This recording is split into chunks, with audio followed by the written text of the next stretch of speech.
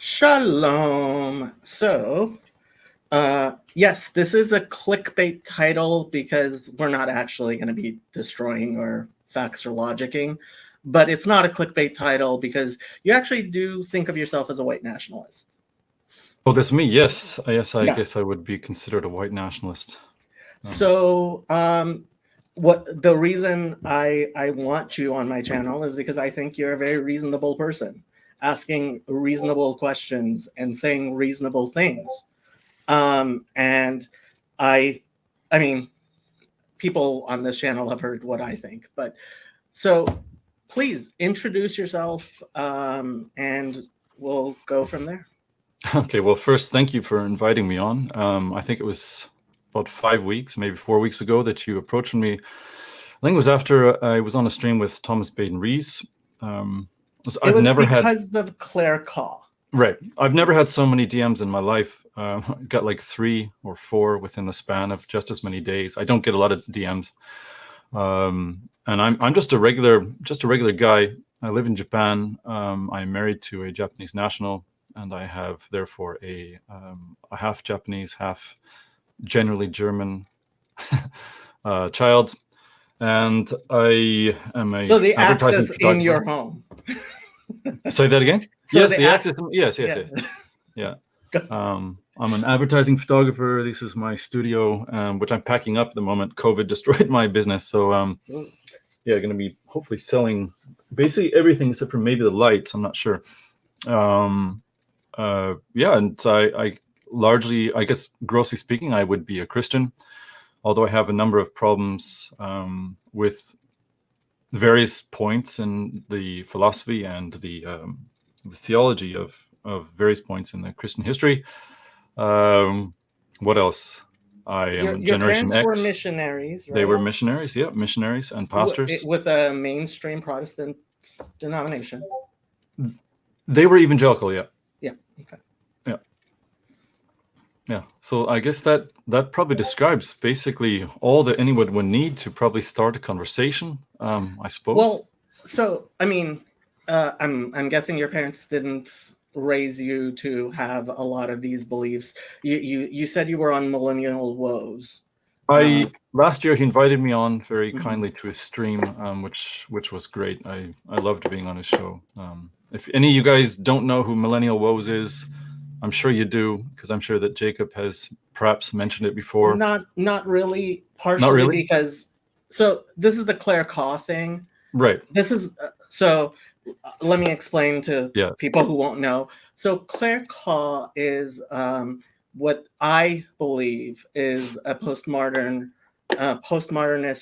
performance artist and activist. And what she does is she basically humiliates people on the right.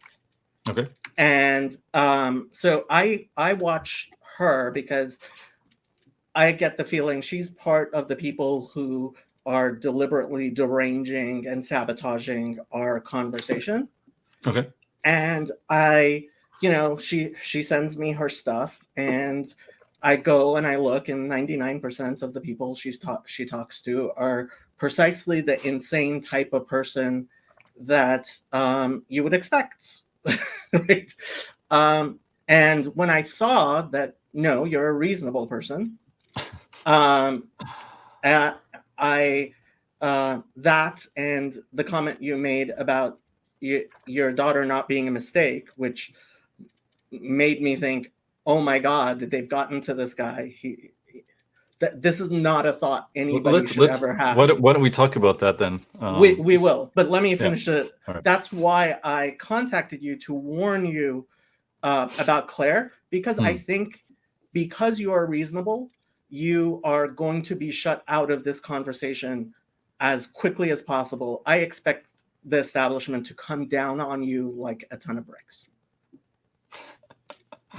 They only allow people like Nick Fuentes and E. Michael Jones and those people, and frankly, millennial woes because they're they're not you.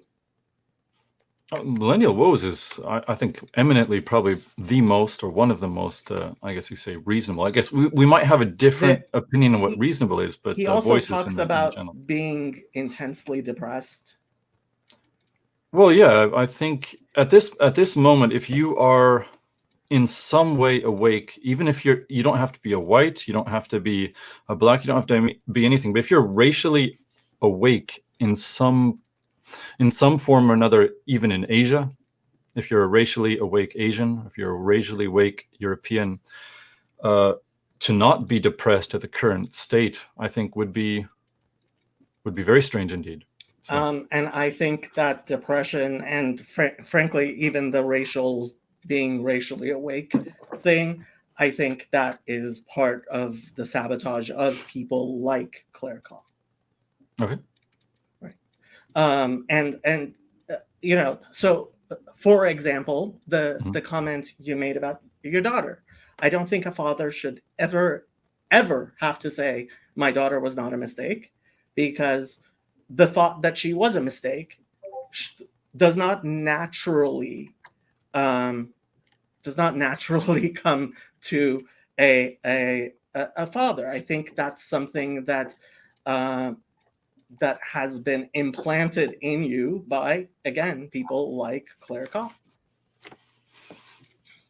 But Claire Kaw she's I think I've spoken with her at length. She's been on my channel now 3 times, and I've listened to her talk to many different people. She's absolutely a civic nationalist. So she considers anyone to basically be within a border, essentially to be a Western person by nature, or by nurture. And so I don't think she has a racial understanding of the world. I don't believe she actually believes anything she tells you. Well, that's possible. That's entirely possible. But what she says is that way. She says all sorts of things in. I've watched many of her videos. She will say different things to different people in order to get different responses. There is no mistake I think you can make worse than underestimating Claire Kaw. She is brilliant.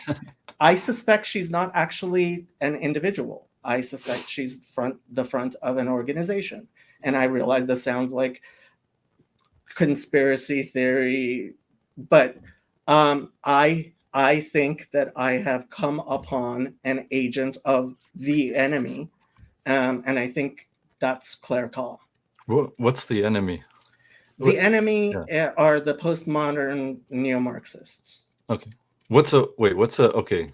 I think we kind of all get, you know what, what's postmodern and what's neo-Marxist? Just so, because I know that people, I know people that read postmodernism and that read Marxism, and they kind of throw it around within their groups, and all those people kind of know it because they've all read the literature and they're all, but I think there's also people like myself who might throw a word like that around who hasn't, we've all read postmodernism because it's the stew in which we sit, right?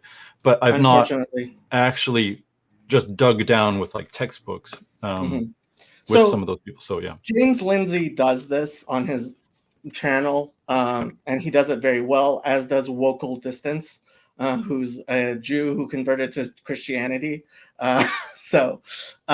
Oh, by the way, if any of your audience is watching, I am not Ashkenazi. So there. But the postmodernism, so I would say it's a religion that came out of people who were disappointed Marxists in academia. They have a name, like these people, we know who these people are, including, for example, Michel Foucault. And Michel Foucault, if you look at his Google Scholar rating, is actually the most cited intellectual in our literature, our Western literature. This man, I have a personal bone to pick with him because he actually supported the Islamic Revolution in Iran, which is the reason I speak English and live in the United States. But he so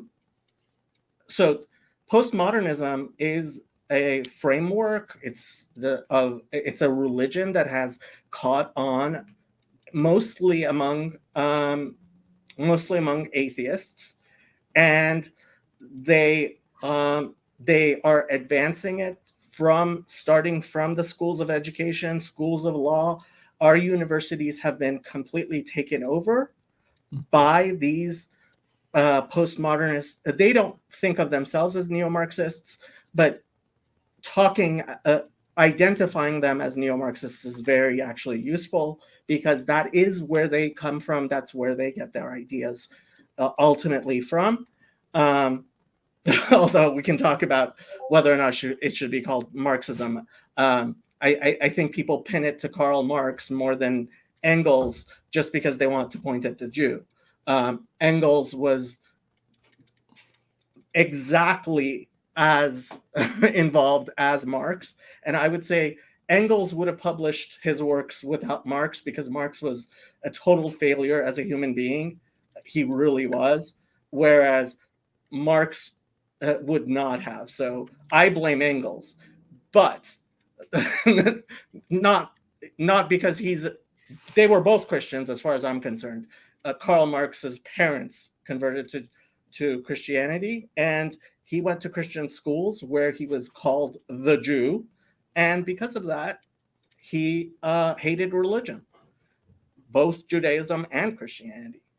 I mean, if you read his stuff, but I mean, we can go wherever you want to go with this, but yeah, there is a definite enemy out there. These people are trying to destroy Western civilization. They have taken over all of our sense-making mechanisms, I believe. What's a sense-making mechanism? Just like, so, yeah, I want to hear it. Yeah. I want to know this. So, John Vervaeke is a cognitive psychologist, and I think cognitive science is something way more people should actually pay attention to. But he's the one he talks about distributed cognition. He says that human beings, we think for ourselves, but we actually think in community with other people, right? Right. What I call it is a human being is not an individual human being is not a viable living organism. We live in community with other people, and we have sense-making organisms like newspapers, like the academy, which help us to do that. And I believe those mechanisms have been hijacked. And I think those mechanisms are trying to actually create more white nationalists. Okay. Yeah. I think Charlottesville was a huge win for them. But we're here to talk about you. I talk all the time.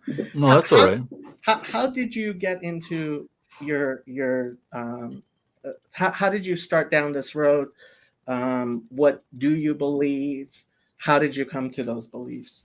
I'm particularly interested in your views about Christianity, actually. Well,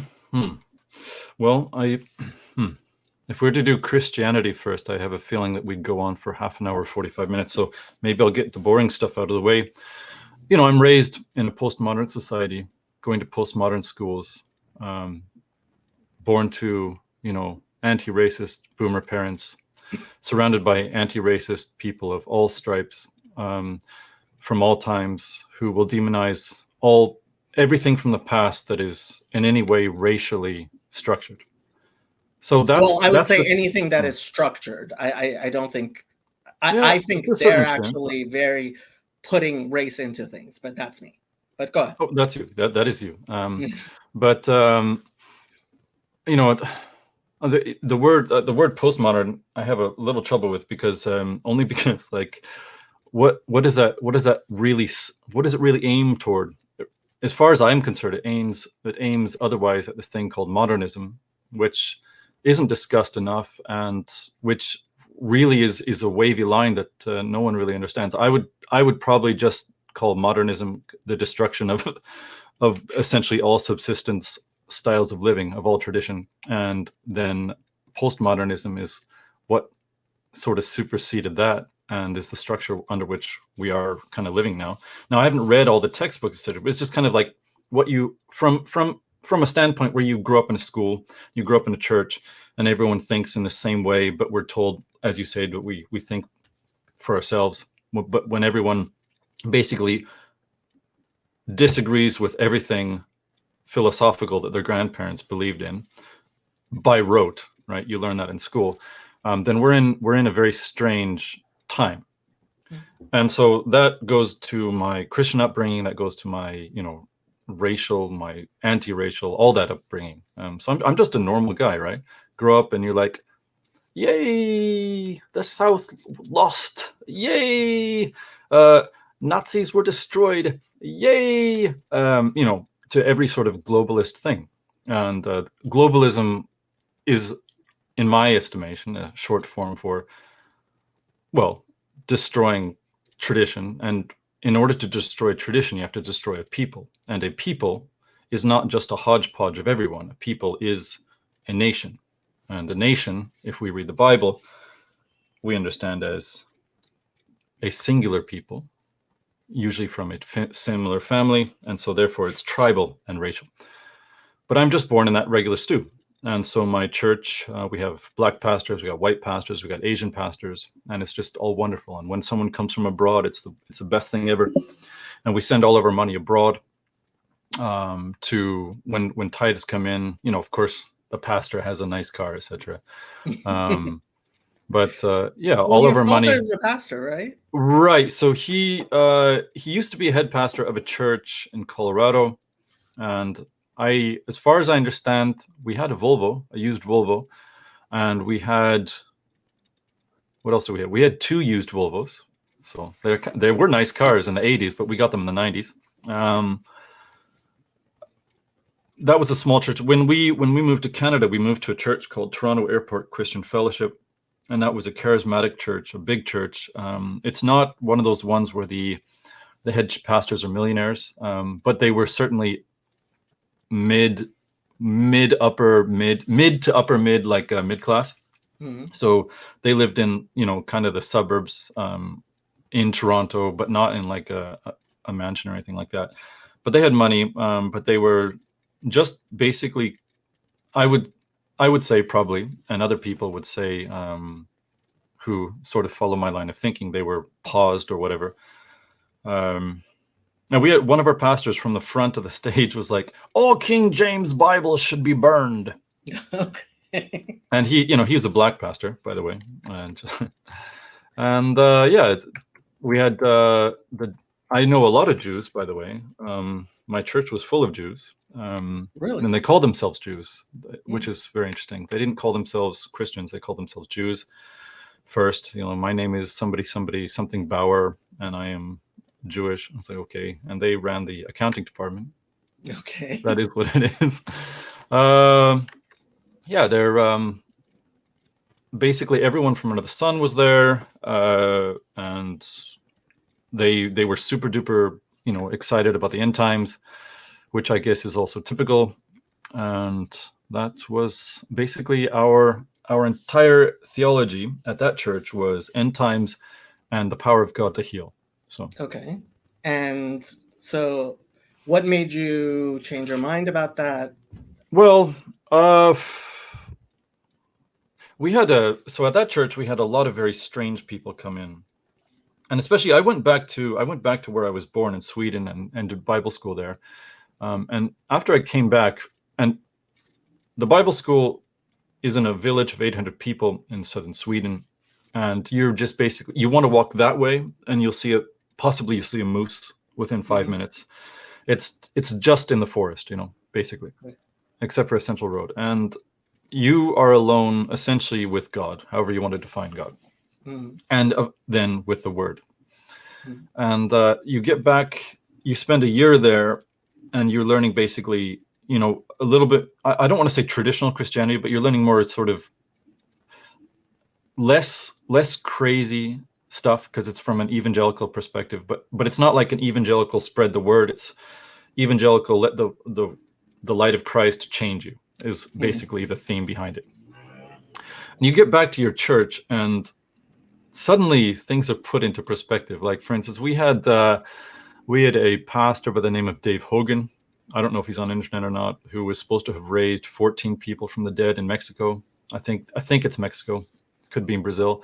We had he just swears like a sailor, and you're like, oh, okay, yeah, but Jesus probably swore. Yeah, probably did. But you can't, none of those raisings of the dead, you can verify in any way at all.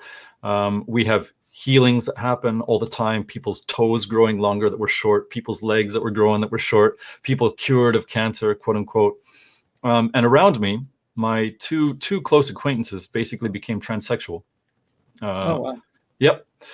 I saw as much degeneracy in that church as basically you can see from anywhere. Now, they had, I suppose, in defense, they had what's the word to say here? They had a lot of missions in the city as well, or they had one mission in the city, and so you got a lot of people coming off the street. So it was kind of, in its own way, sort of a Jesus people movement in the 90s. For better and worse, mostly, well, I don't know. But because of that, and because there's no structure, it's a charismatic church where the whole point is just the power of God. Right. Which I have no idea if God was even in that church. We had witches come in that put glitter in their hair, and then they would pray for somebody, and then this glitter would fall out, and people like, oh my, it's God's gold coming out of the hair, and people would pray, and there'd be like gold fillings in their teeth, and like just crazy stuff. So this is me interposing my theology here. Yep. I have not been able to find anything in the Bible that's not satanic that would cause speaking in tongues. As far as I'm concerned, you're dealing with powers you don't want to in a church that is speaking in tongues, because that's not, I mean, that's even in the Christian Bible. That I don't think that's what is being described. But keep on going. So this, you see this. So what do you do? Where do you turn? I guess I became quite cynical pretty early on. I went also through a little bit later on a quote unquote atheist phase, but it was, people go through an atheist phase, and I'm not sure if you, for instance, come back to faith, or you come back to a belief in the world that has any sort of metaphysical reality, that there is ever an actual atheist phase. I think there's just kind of a doubting phase. And I think a lot of that came from the fact that the church was insane. Okay. And the church I went to before that, the one that my father pastored, started out as a vineyard. I'm not sure if you know what a vineyard is. It's not really. It's a church that was birthed out of the Jesus people movement of the 60s, I think. Okay. So it's basically Boomerism 101 applied to Christianity. So, guitar, it was the first type of church to bring in like rock music, to praise God with bands. So you have your big band and all that excitement. And of course, they were also focused on healing and stuff. My dad before that was a pastor of an evangelical church. And I think somewhere along the line, he came into contact with the charismatics, and he, the experience, the experience, it was exciting. Church was like a rock show. Wow. Bowled him over. So, everyone I know, all of my close friends, except for one guy came back to the church, and he's that church, that charismatic church. All the other ones, my transsexual friends, I don't know if they're basically invited into that church or what. That church was pretty seeker sensitive in a certain aspect, so they probably wouldn't turn anyone away. But yeah, basically everyone left the church that I know. Some people say that there was God in it, that God existed somehow in the church, and some people say that God was not in it. I tend to be in the latter camp. So I'm not an atheist. I'm a Christian. I'm not a charismatic Christian. So what do you go to church now? At the moment, I don't go to church. No. The church I like was closed because of COVID. I had 8 people in it, and they couldn't afford to keep the rent of the room that they were renting. It was a little not a charismatic. It was a little Pentecostal, but not Pentecostal like raise hands Pentecostal. It was more of an old time 1800s Pentecostal church, and we liked it because it was a family. It was basically pastor and wife, and then their kids, and anyone else who came, and it was lovely. And there's an international church not far, but I don't want to go there. Okay. Yeah. Okay. So what are your views? Like, would you consider yourself basically mostly just a normal Christian? Where do you think your views differ from, let's say, any other Protestant? My guess is that I would have crossover between probably a group that I've heard you talk about, or a theology that I heard you talk about, which is what is it called? Positive Christianity. I definitely have a bit of positive Christianity in me. I did a discussion with Father Eric Seitz, who is a Roman Catholic priest. Okay. On that. It's available on the channel. Thanks for plugging it. Go ahead. Yeah. I heard you talk just briefly. I didn't hear that. I didn't hear that one, so I'd have to go back and listen to it. As well as, I guess, there's a little bit of Gnosticism stuck in there somewhere, for probably worse rather than better. Okay. And then also just read the Bible. Yeah. Okay. So do you read church fathers at all? Anything like that? I've read church fathers, but I have not done that in over 10 years. I've not spent a lot of time really digging into the early stuff. Now I listen to people talk about them, and then that's retarded. I should be going directly to the source, so to say, and then trying to figure things out from there, and then listening to people, essay about this father or this decision or that decision. Well, but I'll plug Sam's channel. He has a whole channel where he talks church fathers. But so, which translation do you use? Generally, I have the King James, and that's because the language is just beautiful. And to be quite honest, what I care most about Christianity is the beauty of the religion, where it still exists. So you do know that the translation was based on the Rabbinic Bible, right? Yeah, that's fine. Okay. I mean, it's very obvious. It's very obvious, all of that. Yeah.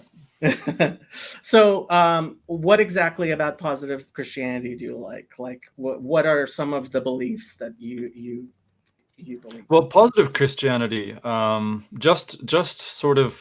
And I don't know a lot about it. I've listened to I can't remember the name of the preacher or the priest who wrote the Positive Christianity Manual. I listened to that, and I basically had no disagreements anywhere with it. And then I've listened also from Moses to Lenin, Eckhart's book about revolutionary Judaism, which I'm not familiar with it at all. Okay, it's quite good. Okay. Well, I'm not sure what you think about it, but that one was the first time I'd ever listened to, for instance, the Joseph story, and actually read it for the details rather than the moral that it wants you to believe in. And that has been, while I've not gone any farther into positive Christianity, the idea of decoupling a little bit or a lot from the Old Testament and treating Christianity more as a spiritual journey rather than, the fulfillment of the law, to me, both makes sense and doesn't make sense, because I mean, if Christ is not the fulfillment of the law, then he cannot be the Son of God. He cannot be. There's a lot of problems with positive Christianity. I understand that, from what I understand of it, but at the same time, I really am hung up on the Old Testament. So, okay. Well, do you believe that Jesus was a Jew? Yeah, of course. Okay. And what, I mean, so what do you believe is going on now? Like, Jews are children of Satan? No. No? Okay. No. So what do you believe? Why do you call yourself a white nationalist? Well, well, there's no other word to describe a person that. Well, there might be other. I mean, you could say traditionalist. Mm-hmm. That's what I usually go with. But I don't think a lot of people understand traditionalism in any sense. And so saying I'm a traditionalist means nothing. So if you say white nationalist, immediately people can sort of relate to maybe something. And so it's easier just to say white nationalist, as far as I'm concerned. So what are those things? Every race is everything, essentially. So Race is everything. yeah, so race above religion, absolutely. I'm not tribe Christ. I am. Now, there's a whole bunch of problems with my own personal life, and if you want to talk about that, I could do that. But I came to understand things a little bit late, and I think that's just normal right now. If you're inundated with anti-racial bias, then that's how you start out life. Everyone is born an anti-racist or an anti-racialist. I should probably say. So that's the bog standard. If you're born in this world. If you're in Japan, you're going to learn history from a modern Japanese standpoint, which is that Japan was bad until basically they were conquered in World War II, and they saw the light of liberalism, and so they adopted liberalism. And now, instead of being a samurai, you can work for Toshiba, 60 hours a week, getting a diminishingly small pension at the end of your life, and at the living in tiny little box, and maybe having one child. Probably being addicted to porn, and not having a single skill that even your father would have had at your age, and certainly next to your grandfather, being a midget of a man. I don't mean size, but in terms of you read less of the things that matter. You read your phone, but you don't know any old philosophy. You certainly don't know Japanese philosophy. Mm-hmm. And this goes for everywhere. Germany, England, Canada. It's basically decoupling from all of our traditions, from what our grandparents loved and felt was important, is demonized. So what do you envision for your children? What hope do you have? How are you going to help instill your values in your kids? Well, that's a very, very difficult question to ask, only because this is a journey for basically everyone. Anyone who wakes up to the fact that there's been a lot of lies told them about themselves, about their ancestors, about their grandparents, about what people used to believe, about what people believe now, and what is the like the idea, for instance, just this one, liberalism and freedom are super duper important, right? Mm-hmm. And democracy is described through liberalism. That itself you learn in school, and when you find out that there's a regime out there that's not liberal, you got to either sanction it or kill it and turn it into a liberal. So we simultaneously believe that liberalism is freedom, but we also believe that the only way it has to be implemented through totalitarian measures. Mm-hmm. So we believe two opposite things at the same time on every issue. Mm-hmm. And so, for instance, I was in a chat the other day in a camera forum, and they were talking about Ukraine and Russia, and I don't have a side on the state level. I do sympathize with the Ukrainians, the people. I don't care about the government, but the people who are being invaded and want to fight back. Obviously, you fight back for your people.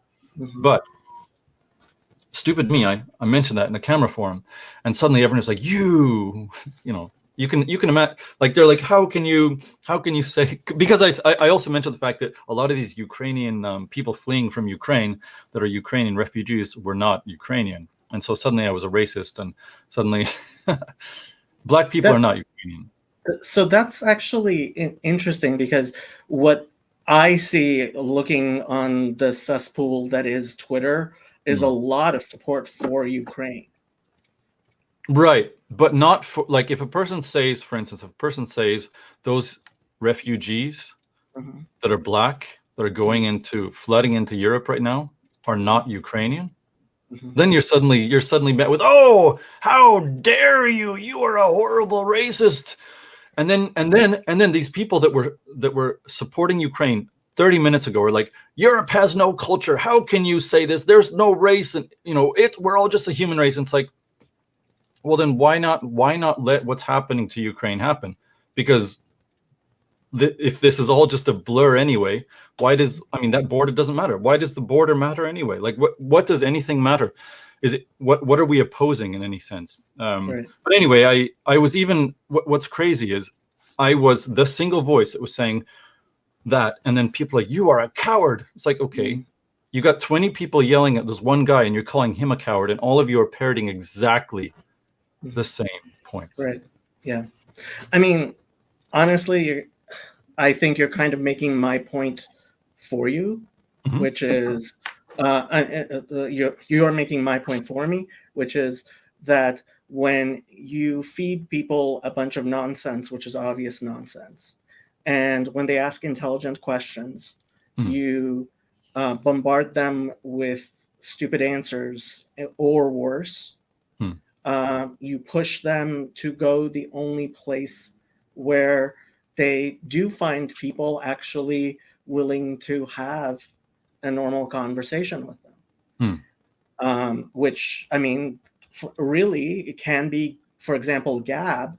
And when I went on Gab, yeah, it's filled completely with anti-Semitism. There's no question. But it's the only place where you can actually talk to people. And if you don't have a place to rationally talk to someone, discuss the Bible verses, right? I was watching a debate between Christopher Hitchens and this famous Protestant guy. And Hitchens is like, you know what religion does? There was an article in an Israeli newspaper where the rabbis were talking about whether you can kill Palestinians as Amalekites, right? And I'm like, what was the answer? What was the answer, right? You're telling me there was an article that was a debate. So what was the answer? And when you can't have the debate, when you can't actually go, hey, it looks to me like the Bible has these racial components, and point out the other things. Censorship is just reinforces, we talked about a little bit Mein Kampf. And when I was in college, getting someone to read Mein Kampf was considered a huge victory, because in the context of our conversation, when somebody read Mein Kampf, it became obvious to them all the problems, and if it did not, you could point them out, right? And but when you ban it and people can't discuss it, that's the only time you can have people actually supporting something, which I think falls apart pretty quickly. What do you think falls apart about Mein Kampf? Well, so I read it again recently, just in order to, because this has been coming up. Yeah. The things he says about Jews, they're, first of all, they're all manner of contradictory. I don't have the exact things, but when I was in college, there was actually a website that I used to use a lot, because I would go into the white nationalist forums and stuff like that. And this website had a lot of good things, like a complete annotated Mein Kampf, taking you through it, telling you all the things that are wrong, right? That website, I went back to it. The only thing that's on there now, everything's gone. The only thing that's there now is a an article calling someone who is a very reasonable person, not at all in any way a racist, somebody I think is actually a very reasonable person, calling her a racist and anti-Semite and all these things. And of course, the article hasn't been updated, even though she's responded, of course. And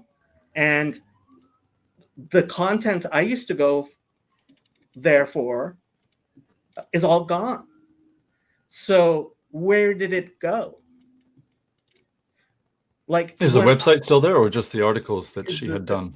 Just all I could see on there was this one article on her, which was absolutely ludicrous and ridiculous on a book that obviously isn't at all racist or anti-Semitic, and just calling her names, someone who is perfectly mainstream, right? And so, when I was growing up, the ACLU was known as the organization which stood up for the rights of Nazis. That's what they were known for. Everybody knew Skokie, which was the ACLU, was standing up for a couple of people, right, who were protesting in Nazi uniforms in Skokie, Illinois, and so people were outraged, and the ACLU's whole thing was, no, we don't want a repeat of what happened in Weimar Germany, which is, for example, Der Stürmer, their issues of their magazine were actually confiscated and destroyed by the government because they were supposedly anti-Semitic and all that. And so, as far as people were concerned, was, okay, so that's a stamp of approval. This must be right. Because why are you confiscating? Why can't I read that? I mean, this is one of the most basic thoughts in Western society. The pen is mightier than the sword. Bad ideas fall apart, and if they don't fall apart, then they don't deserve to fall apart, right? If ideas become popular, then that's a good thing, right? But within the past 20 years, and 20 years ago, I was in law school, I was seeing that start.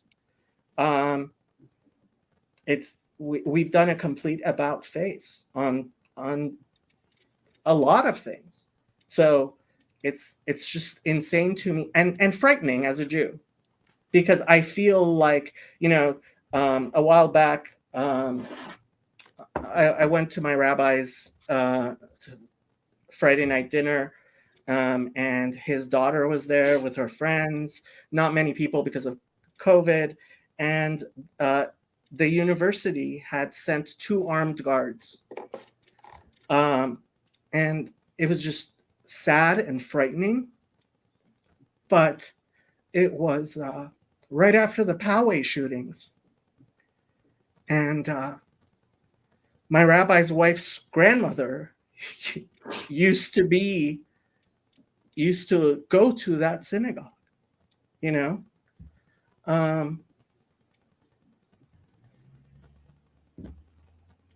Don't know what to tell you.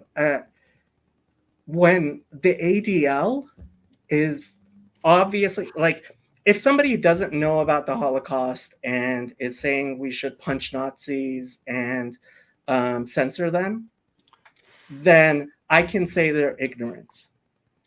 When the ADL is doing things that they know cause anti-Semitism, I think they're trying to kill me.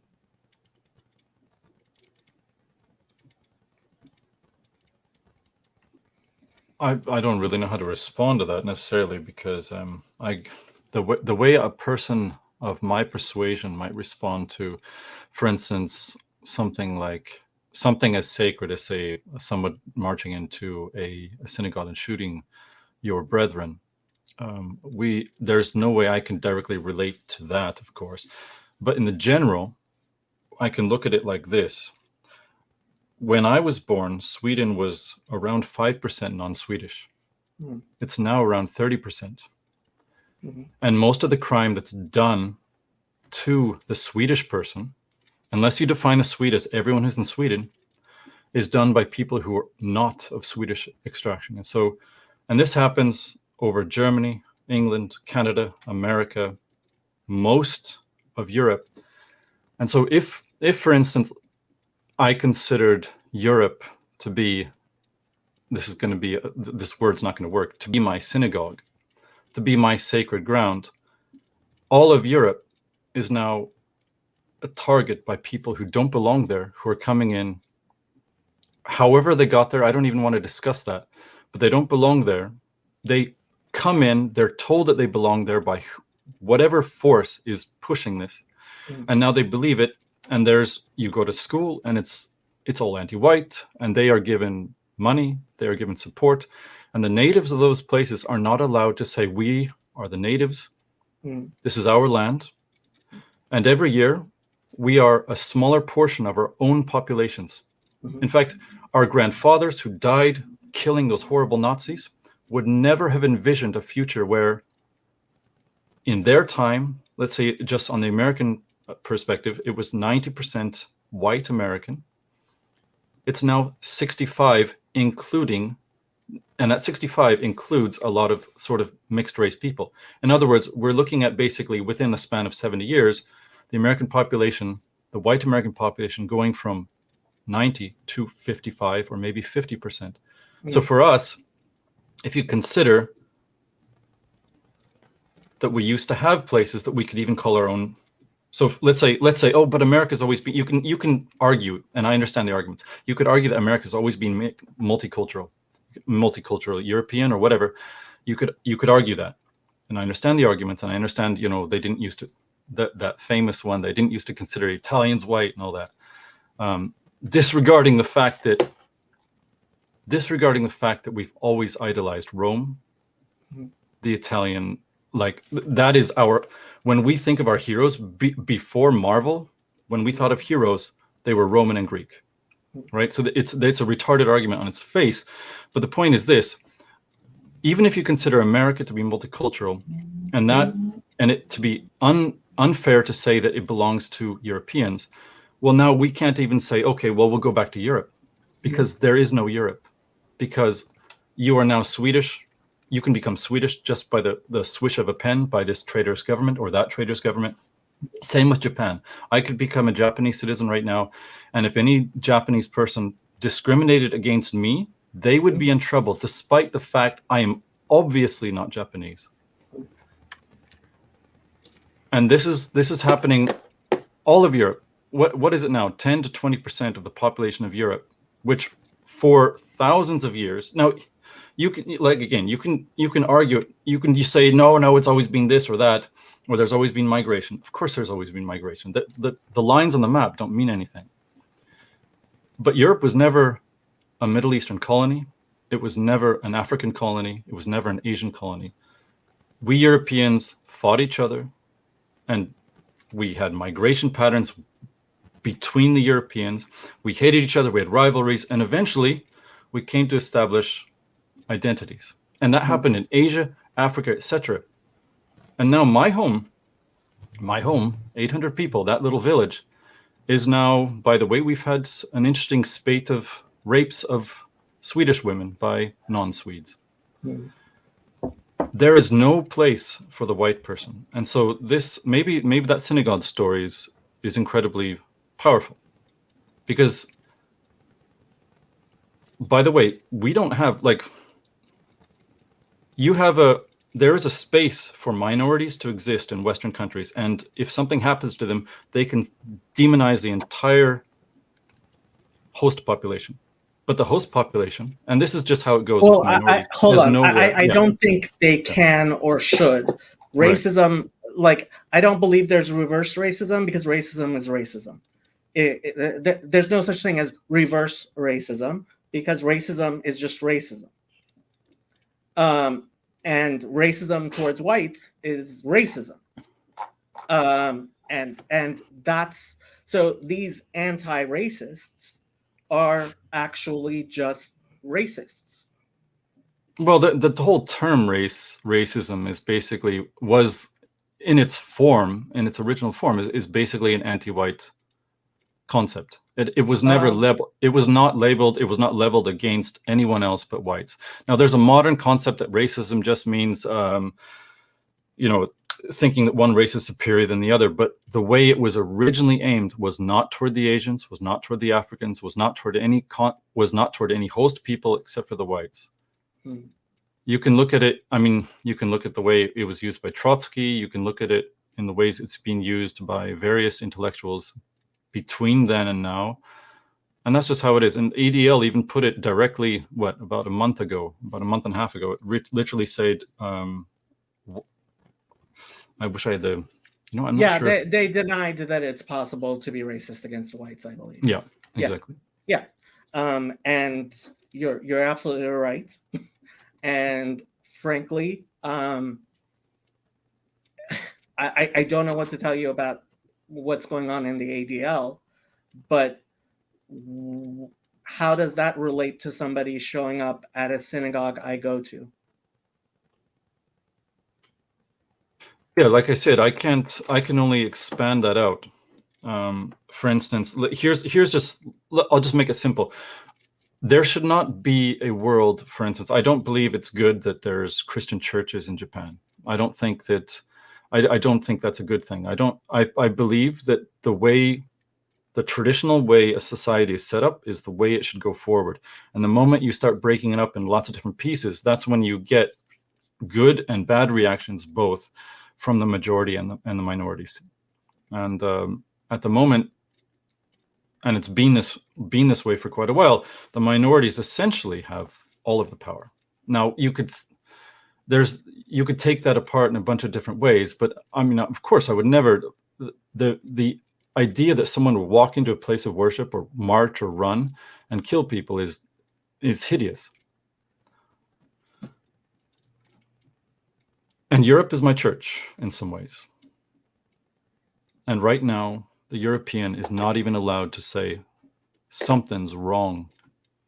You can have you can react on Twitter that there's too much immigration, and in England be arrested for that, or have a knock on your door by the cops. Now, this is like coming way down the line. Any sort of reaction to this, like, there's two things that are going to happen in the future. There's either the white person will just be cowed into such stupor that that's it. All of their former homelands will become the home of the entire world.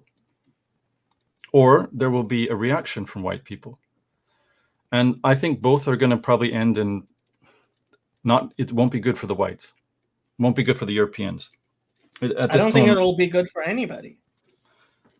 Well, for sure, if it continues this way and you just keep having basically unending immigration, it's gonna be war.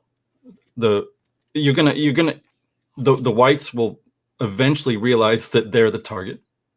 You will have all the other races that will, for a while, at least, target the whites because that's what they're supposed to do, and that's basically all that they're hearing on TV and in school. And then after that, I would imagine that once the whites are eliminated, that it'll just be hell on earth, and there will be no place that's even a refuge for anyone. So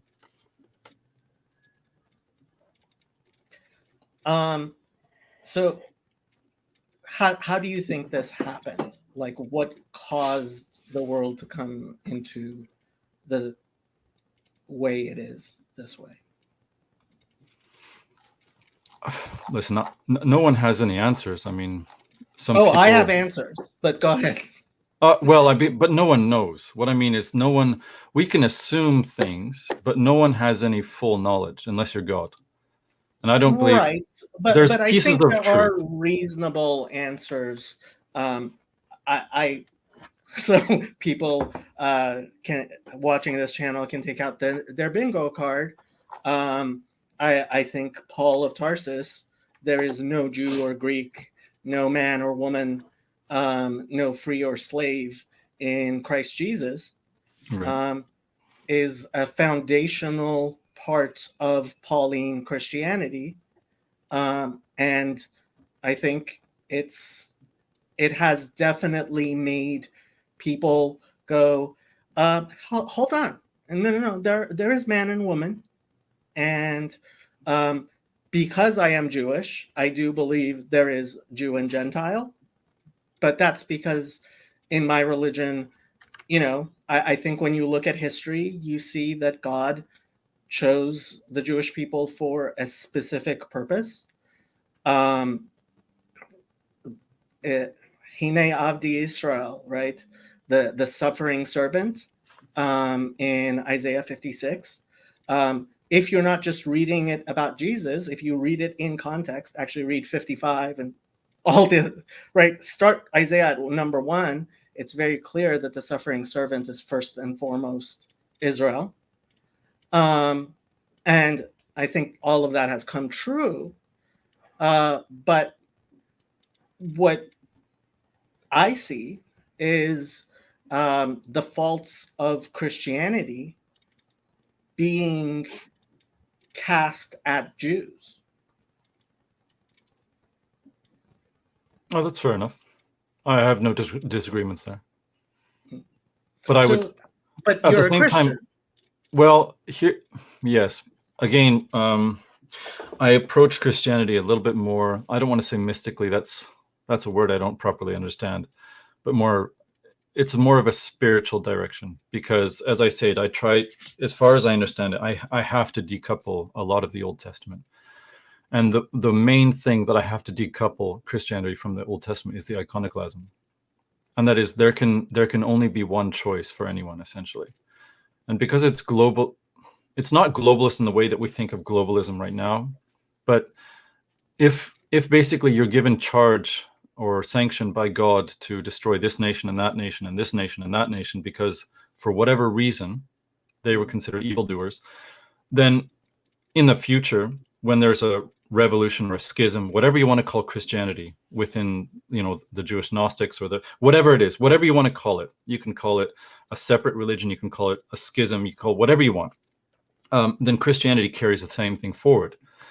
And with the Great Commission, I mean, first you basically iconoclastically destroy or replace, or whatever you want to call it, good, you can put it in good words or bad words, Europe, so that everyone has to become Christian.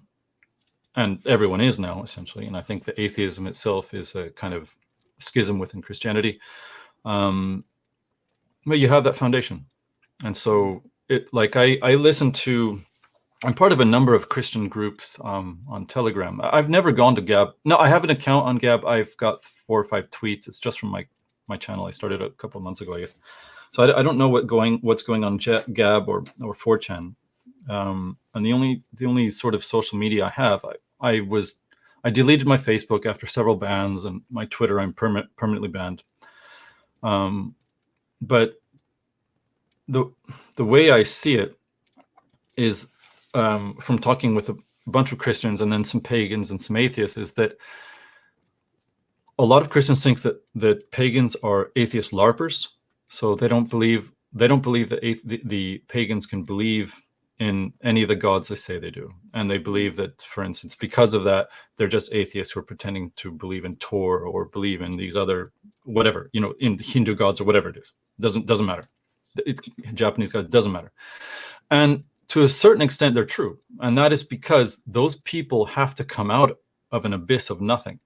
Christianity destroyed all of that. They're like, we have some writings.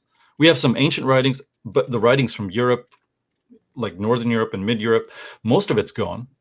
A lot of now this has been done throughout history. A lot of, a new religion, a new people uses the old religion in a way, use the old high places, and you bring it into your own religion, etc. But sometimes they're fully destroyed, wrecked, and then maybe, for instance, a a church would be established on the ruins of an old pagan, burial site, or an old pagan, place of worship, etc.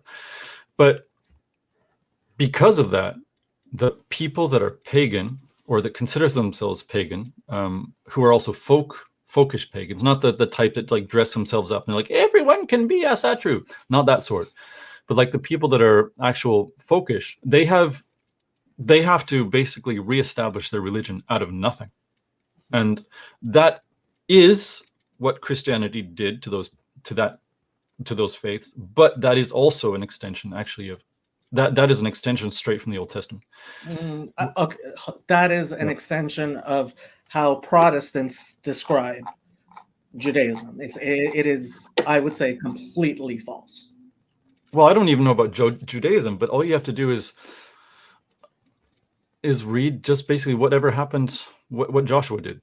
I mean, what Joseph did. Like basically all those, it was basically any time a people was described as evil, they were destroyed. Now, I'm not blaming Jews or anything like that. Whatever those, like the Hebrew, the Israelites, all we have in the Bible is what God, fingers over here, what God said, right? And then the obeyance of what he said, or the disobeyance of what he said. And oftentimes, when Israel obeyed, it meant destroy this city or this people. And then when the Israelites did incorporate bad things into their society, the high place, etc., then bad things happened to them. And so they had to, you needed to have sort of revolutions where you had good prophets and you had good kings that destroyed those things as much as they could and go back to more pure forms of worship of God. But that's internal to Israel, to our land. Right, but that is also internal, and absolutely you can't take that away from basically bog standard Christianity. But we're not evangelical in any way. Our religion is completely opposed to evangelize. At some point, no, you don't want, as far as I understand it, no, you're not looking to make new converts. But in the idea that there's a promised land, and anyone, essentially, listen, I'll say it in the way that you'll probably disagree with. Anyone who's in the way has to get knocked out because that promised land is for you. Then essentially those peoples, good or bad, they could be the most evil people on the earth, and their practices could be the most evil practices on the earth, but they must be destroyed because God commanded it. That is integral to the Old Testament, and is integral then toward Christianity. And it's not really something that was practiced by too many people. As far as I know, almost no one outside of those two religions, and of course Islam as well, which destroyed hundreds of its own people and hundreds of peoples and religions that used to be in that area. So iconoclasm is absolutely central. Now, well, monotheism, you're not describing iconoclasm, you're describing monotheism more than that. Well, iconoclasm against, you can say that iconoclasm is against, for instance, a certain religion, or it attacks. Well, iconoclasm is within a religion, not depicting God, your own God, not about destroying other people's gods. Well, but it has been used to describe, like, for instance, when you would have the icons of old pagans, you'd have their faces erased, you'd take down the parts of the statues, etc. That is considered a part of iconoclasm. I guess there's more of an esoteric way to use it within your own religion, but there's definitely a way to use it outside of the religion, and it's used that way pretty commonly when you're talking. So are you thinking of becoming a pagan, or no? So you're critical of these aspects of Christianity. Do you believe in them, or do you want? How are you moving forward? Well, it's a tough question. I mean, like I said, we're living essentially in a black hole right now, as far as I'm concerned.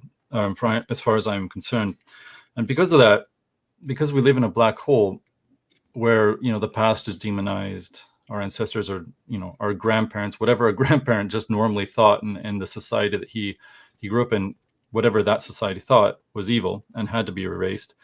Because of that, going forward is hard to even define. Just going forward meaning going back? Does going forward mean looking at where we are now and just kind of figuring out where we went wrong, if we can even figure that out, and then making adjustments? Does it mean going in a wholly new direction? I mean, so in my case, like I said, Christianity is a spiritual thing, but at the same time and I think I did maybe a poor job of describing it. For me, if I wanted to go anywhere else, it would have to be like if I wanted to be more focused, if I wanted to in some way recognize that my ancestors were both Christian as well as non-Christian, and I don't mean atheist as a non-Christian, but how would I even go about the reason why these modern pagans are considered atheists by the Christians? Because the pagans have nothing to go back to, like I said, and that would be the same thing for me. So what have I to dig into? And as far as I can tell, I have only globalist Christianity, or I have, for lack of a better term, mystical Christianity. Because atheism, I think, is a trap, and an individualist trap. Yeah.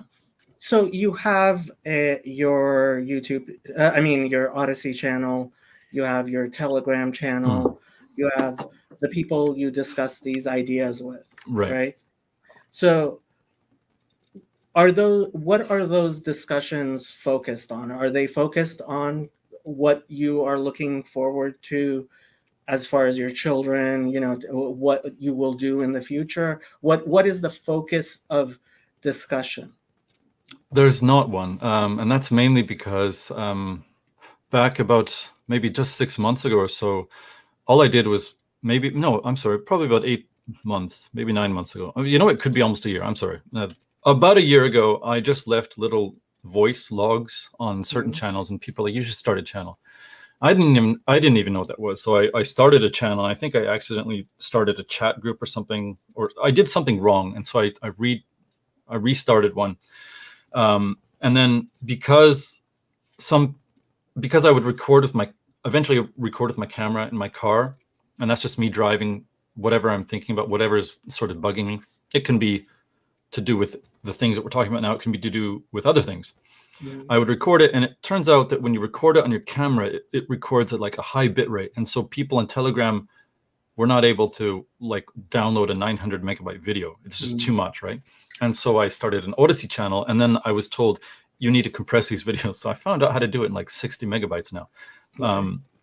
But yeah, that's there's essentially for SnorkelBlog, for the thing I will be doing in about a month or so, there is absolutely direction. But for SnorkelBlog, it's essentially what I would call millennial woes with worse grammar and driving.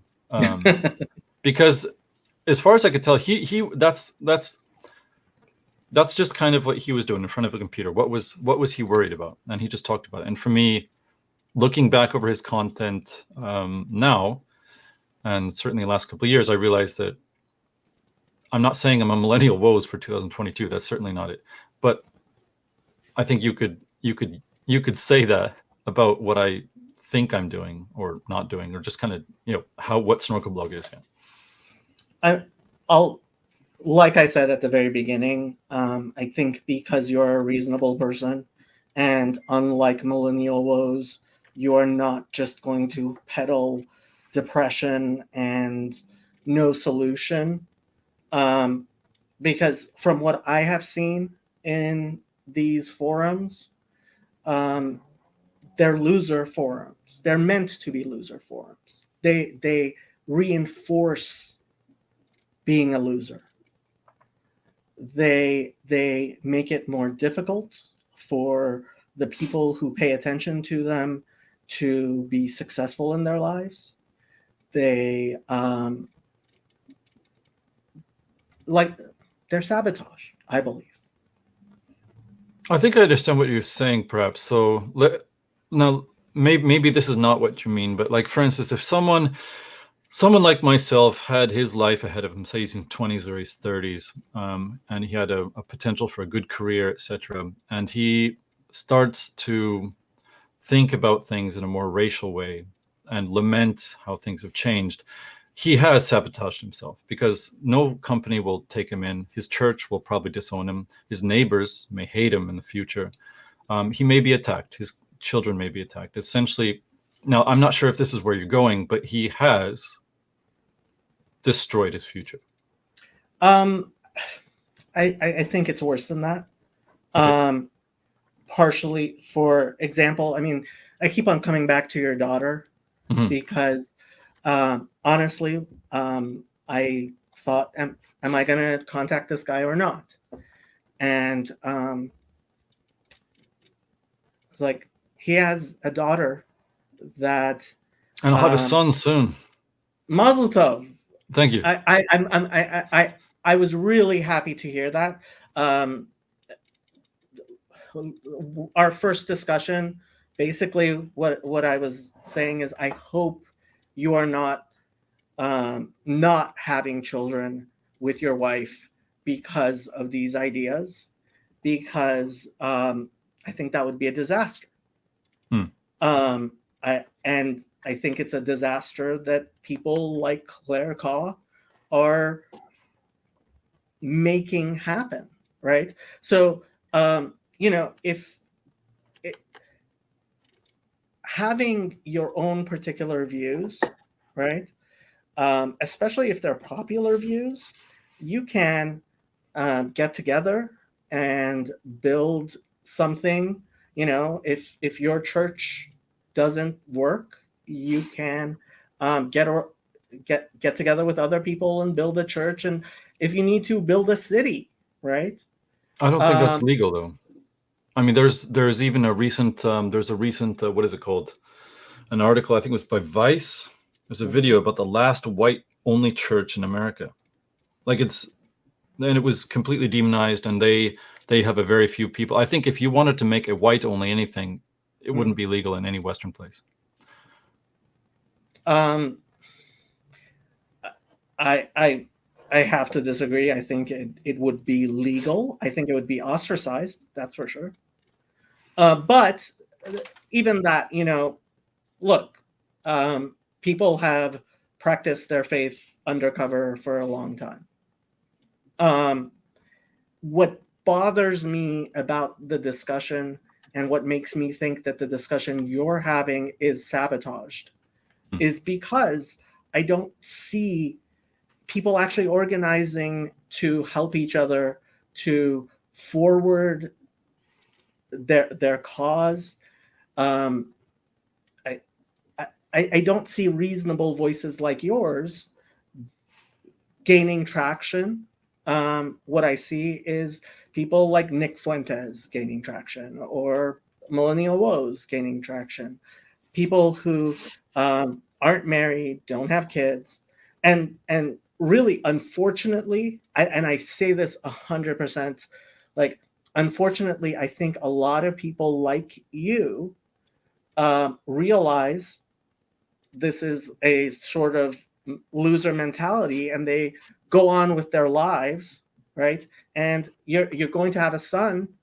I'm guessing you're actually going to be much more focused on your son and your daughter, than which is what a normal human being would do, than this, your channel or anything, especially because there is this doomed idea out there that there's no way we could actually make something of our own, that the only possibility that we have is suicide or being a doomer, right? People are calling themselves doomers. Well, isn't there sort of various phases? Let's say, it doesn't have to be this subject, but if you wake up to the fact that something that you're in and that you've been installed in, that your family's been installed in, is wrong, Mhm.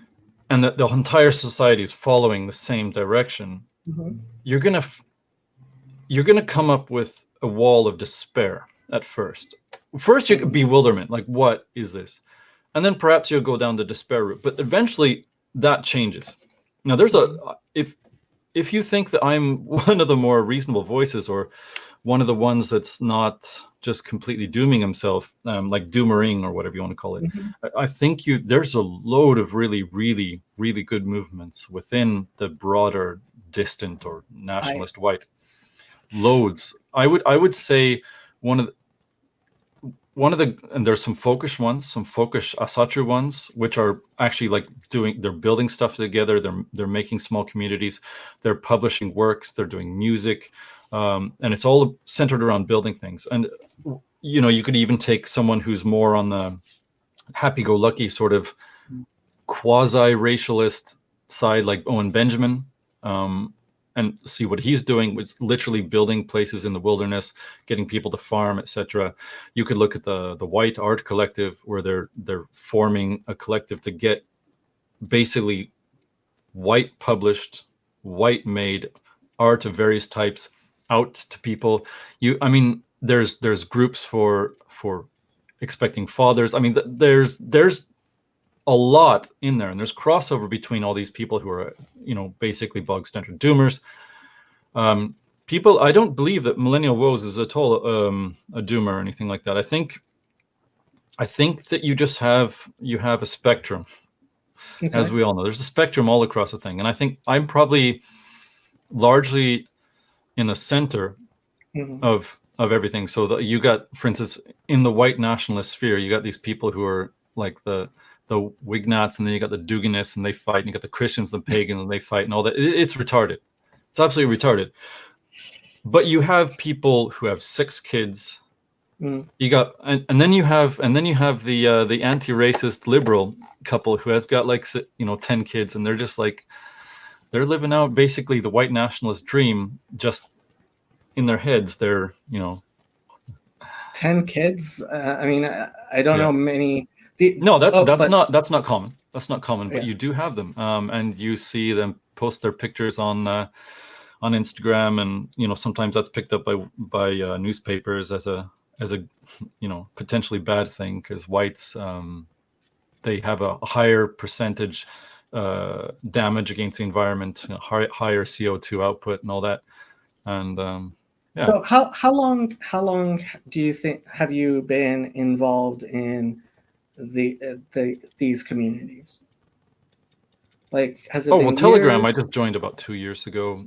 I was quote unquote red pilled in 2014 through Gamergate. Okay. I'm not a gamer. Never really have been a gamer, but I had a friend who's a gamer, and he blew all the stereotypes that were told about the Gamergates. Like, he was a Singaporean guy that I met here in Japan.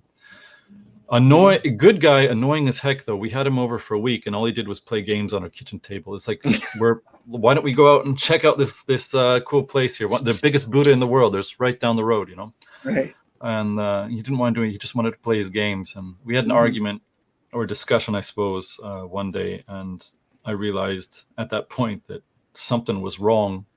The basic narrative about the Gamergaters was wrong. Of course, I was coming at it from a non-gamer perspective, right? So, yeah, when I realized that was wrong, it takes another step to just be like, is there anything else about which we are wrong that we hold religiously to be true? So. Okay. So it's been about 8 years, you would say, right? Roughly speaking, yeah. Okay.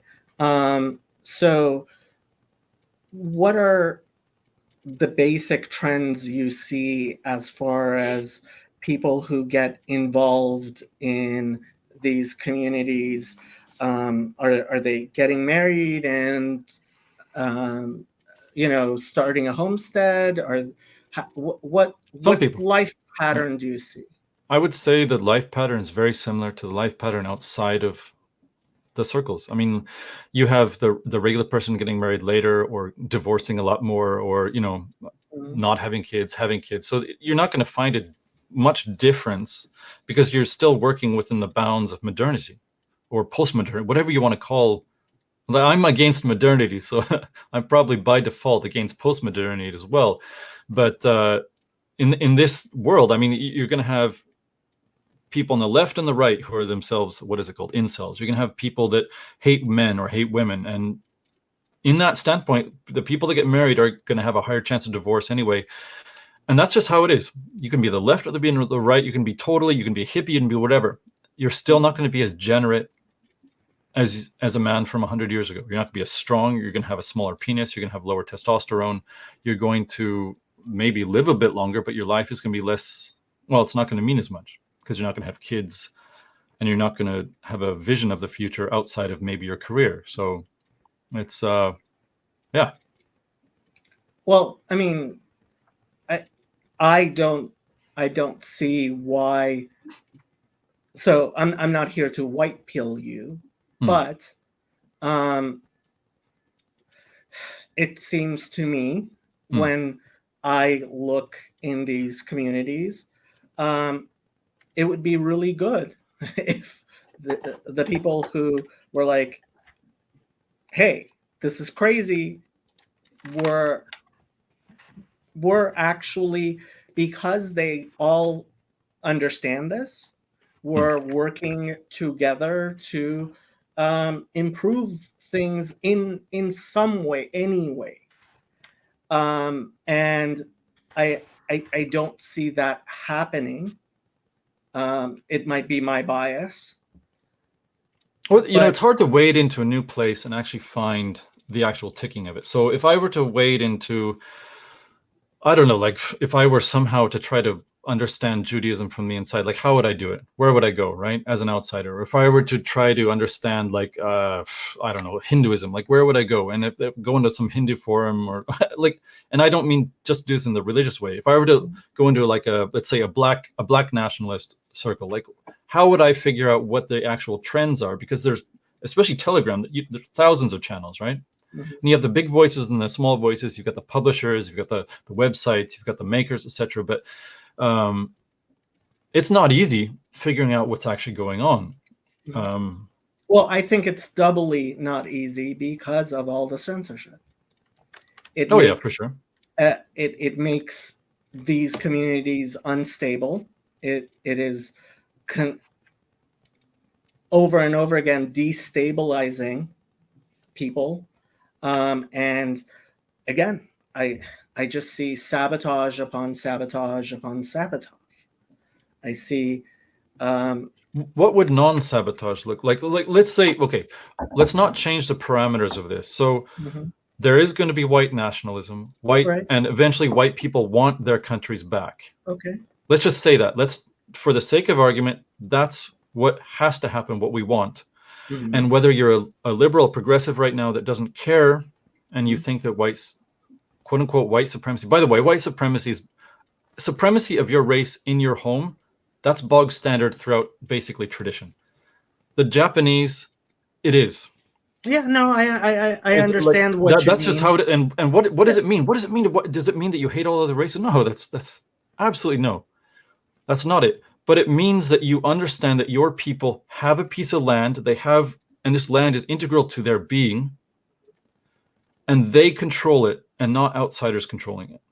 And that's the narrative. That's your economy. That's your businesses. That's what you eat. It should be controlled from within. That is supremacy of, like, that's Japanese supremacy. That's white supremacy. Well, I would just call that nationalism.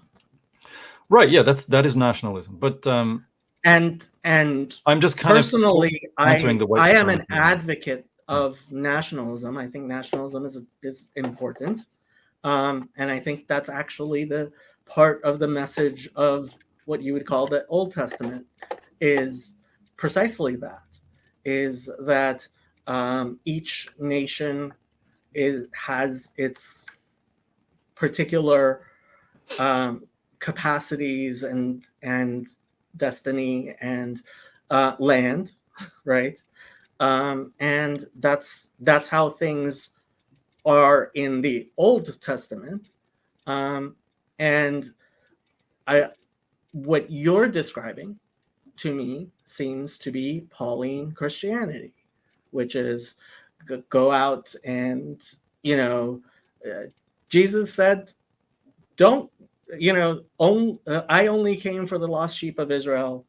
Don't go to the cities of the Gentiles, which is precisely what rabbis were teaching at the time and continue to teach. Yeah, And I'm not a fan of. I'm not a terrible fan of Pauline Christianity. Again, I'm. What is it? Positive Christianity is not terribly fanatical for Paul's teachings. It's I've considered as noticed, subversive. Yeah. well, some of them are very Marcionite, in fact. It's unfortunately, it is, again, I think a lot of what goes on in these circles is unfortunately incoherent. It's deliberately the coherence is deliberately sabotaged, because I think, the pen is mightier than the sword. I think ideas are actually much more powerful than genetics or, anything. The human capacity to think, right?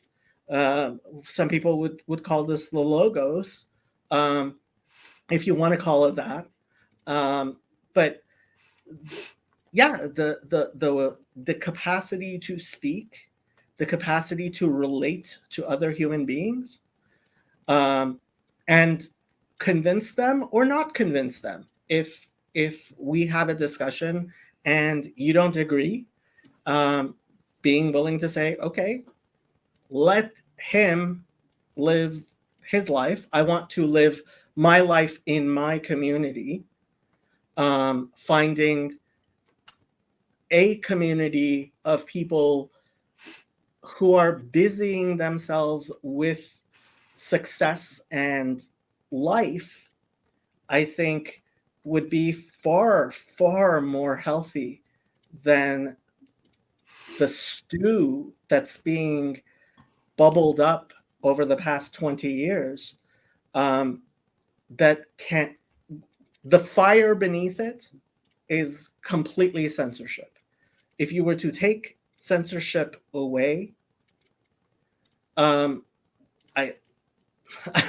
I think a lot of these people would actually form long friendships, maybe move to a community where, I don't care what anybody else is doing.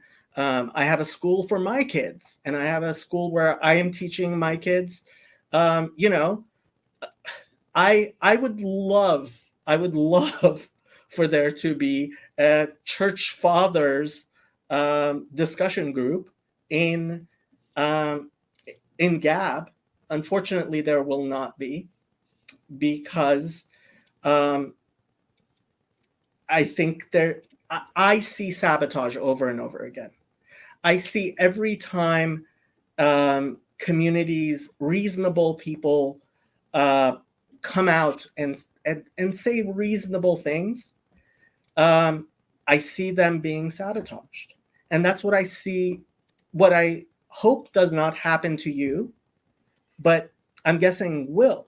Because when I ask you, so what do you foresee for your kids? What plans are you making for the future? You tell me that, I mean, I hope I'm not, I think I'm quoting what you just said. You tell me that you don't have a vision. You don't have. No, I don't have a vision that's attached to the modern system. What I'm saying is, and maybe I didn't do a very good job, but in the modern system, there's only one way to go, and that is to feed the modern system. And so if you want something that's actually going to be generative, for instance, and you don't want to just tell your daughter, you can be anything you want, you can be the president someday. You can be a man if you want, because that's the positive vision for today. In fact, there's no such thing as man or woman. You have to be a biologist in order to understand what the difference between a man and woman is, right? So what are you supposed to do in this? What I mean is, nothing makes sense. If I were to just do the basic thing that I'm told to do, I would just keep going. I would get however many Bill Gates updates are necessary to then continue the job that I was doing for cholera, which doesn't seem to really hurt anyone that's healthy, right? I would just go along with all that system, and I would do it here in Japan, which is a conquered country, and I would just work for basically helping the image of foreign brands come in and conquer the Japanese national economy as much as possible, because that's what I was doing. I would just continue that, and I would be successful. I was making pretty decent money, 100, well, not a lot. I was making 100K roughly a year, out of which I had to buy equipment. That's not chump change. I mean, that's no, it's not, yeah. It sounds to me like you have a healthy life, and again, this is why I would support, and I do support, your voice being actually a real voice in these communities. But right, I mean, but I would be hurting Japan. Well, I would be hurting my daughter's future. I'd be hurting everyone. No. I'm not telling you to go back to being a photographer in Japan. No. You can, make whatever plan you want to make for your wife and your children. And it should be a healthy one that is helping build a community that your children and your grandchildren can thrive in. Yep. Right? If I was seeing, pictures of people sharing their pictures on Gab and of their children, there is a little bit of that. I think not enough. It is made a bitter, sad, and unhealthy environment, and I would say that's deliberate. Because, okay, you don't want to contribute to westernizing Japan or whatever. Contribute to what you want to contribute to. But a healthy person is not going to, somebody who has a wife and children they care about is not going to suicide bomb, either for Islam or for postmodern neo-Marxism, which honestly, that's what I see. I see these jihadis for that, because we as human beings want meaning, right? We want to take on responsibility. We want to grow, and I don't think it's actually at all a coincidence that Gamergate came out of Gamergate. Because today, the only place where a white man can actually compete and try to improve and show competence and work together seems to be precisely on online games. And I see it with my nephews. You have white nephews? Well, they're Jewish, but we're not just white, we're super white. So Jews are super white. Fellow white. No, super white. So we're worse than being white. We are actually the traitors who uphold white supremacy. That's what we're told. So my nephew got almost a perfect score on his SATs, has all the extracurriculars, everything. And he knew, because he was supposed to check off the white box, because that's what they tell him to do, that he had no chance of getting into Princeton, Harvard, or Yale. But there's a huge, the largest percentage of students in those schools is Jewish, though. Jewish or Asian, yeah. And meritocratically, I think that's what's going to happen. But if you're not, if you are making people check boxes, right? There's too many Jews, there's too many Asians, right? Your kid your kid is going to have to be much better than a white student to get into the same school. The racism against your kid is going to, like, I have a very good friend, actually several friends who have East Asian wives and their kids, and I tell them, I think there is literally no, well, one of them's Jewish, so being a Jewish half white, half Japanese kid is a boy, right? Heterosexual, cishet, all these things. He is, this great child is the uber oppressor who must be destroyed.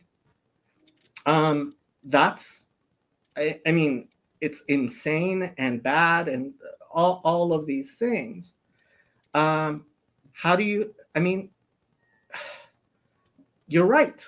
The insanity, when you look at mainstream things, you see insanity. You see things that makes no sense. And as a rational person, you're like, you're telling me insane things. So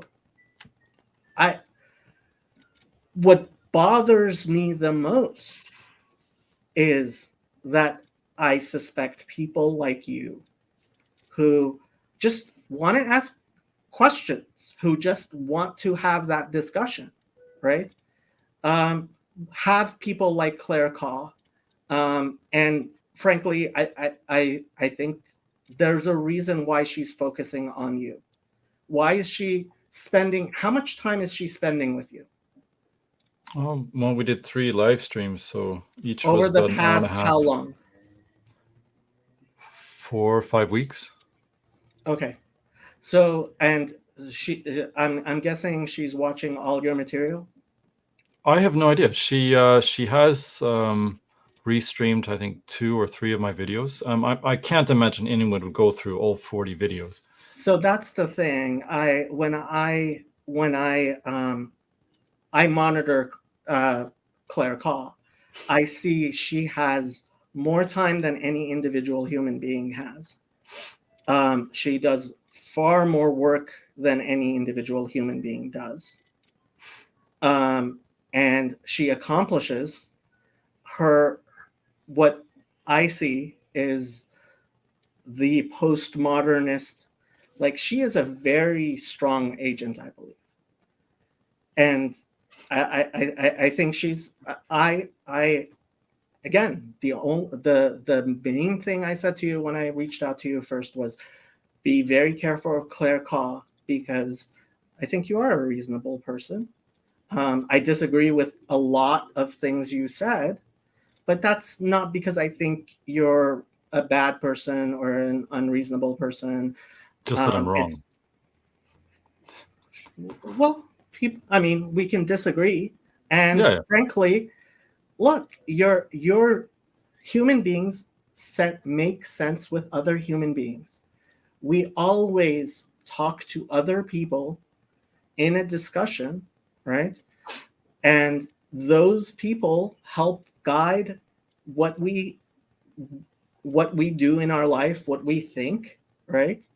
And if you have no access to people who are willing to discuss the things that you're discussing rationally, bringing up good points that you would want to think about, of course you're going to believe the things that in those very small groups where you are allowed to speak, those are the only things that are being circulated. And I think at least some of the people, certainly in 4chan, but I also think in Gab and Telegram, are actually saboteurs like Claire Kaw, who are in fact feeding things which and drowning out reasonable voices. Well, I mean, that could be 100% accurate, but I mean, I just go back to the fact that we we live in a sabotaged place already. So, Mhm. for instance, name me a country outside of Eastern Europe, in Europe, that doesn't have a lower birth rate for the native population than for the foreigners right now. Name me, like, the same thing in Canada and the Well, United no States. developed country, that's for sure. No Right, developed. exactly. Development and first world status basically means destruction of the native population. Now, it's happening slower in East Asia, etc. But I mean, at this point, to be reasonable according to the system, I would have to believe this is fine, this is good. Now, I don't. I hear you. That is the message that is basically being given out. I think people who live in religious communities, including the Jewish and Muslim and Christian religious communities, like Catholics, I think are actually having lots of kids. Religious Catholics are definitely having lots of and I kids. think that's great. They just shouldn't be living in the same area. They should live in their own areas. And I don't mean like there's a Muslim section for the Muslims in Sweden, and there's a Jewish section for the Jews in Sweden, and a section for the Christian Swedes, and a section for the pagan Swedes. I mean, Sweden should look like what it did 100 years ago, or even 70 years ago, and that should go for all of Europe. I think people should live as they want, and forever they in basically community. did. The laws changed, and then people suddenly Laws changed. Yes, immigration laws all over Europe basically changed within 10 years of each other, from the late 50s to the early 70s. Mm-hmm. Immigration laws were reformed or restructured to such a degree that they basically abandoned all of the racial makeup of the native people of their places. Mm-hmm. And this didn't matter if you were the winner or the loser of that horrible war against the horrible Nazis. Mm-hmm. Whichever side of that war you were on, your future was your native population would eventually be replaced in numbers, either birth rate or the names of the people coming in being foreign, or in your school system, the native population being demonized as especially bad and especially needing change. I mean, I could bring up the Barbara Specter quote, where Sweden has to be changed, has to face a new multicultural reality. But this wasn't something that the native people voted on. It's not something they decided. Their own rationale was turned against them. And whoever it is in power or pulling the strings behind the scenes obviously has a different rationale and a different reason to do what they are doing. And you can call them whatever you want. And I don't really care what anyone calls any sort of group of people that participates in that sort of thing. But the point is that what you bring up as a child and then an adult in such a system is someone who will basically stump for the destruction of the natives. And in that case, there's no reason in that system except for what to me seems unreasonable. Mm-hmm. Well, I mean, I basically agree with you. I think that when you teach people to hate themselves, you're a reasonable person is going to rebel against that, as they should. Again, I mean, I have not heard you say things which are unreasonable. I think there are places where you haven't actually engaged with the ideas enough. I think we could possibly, like, long-term engage with them.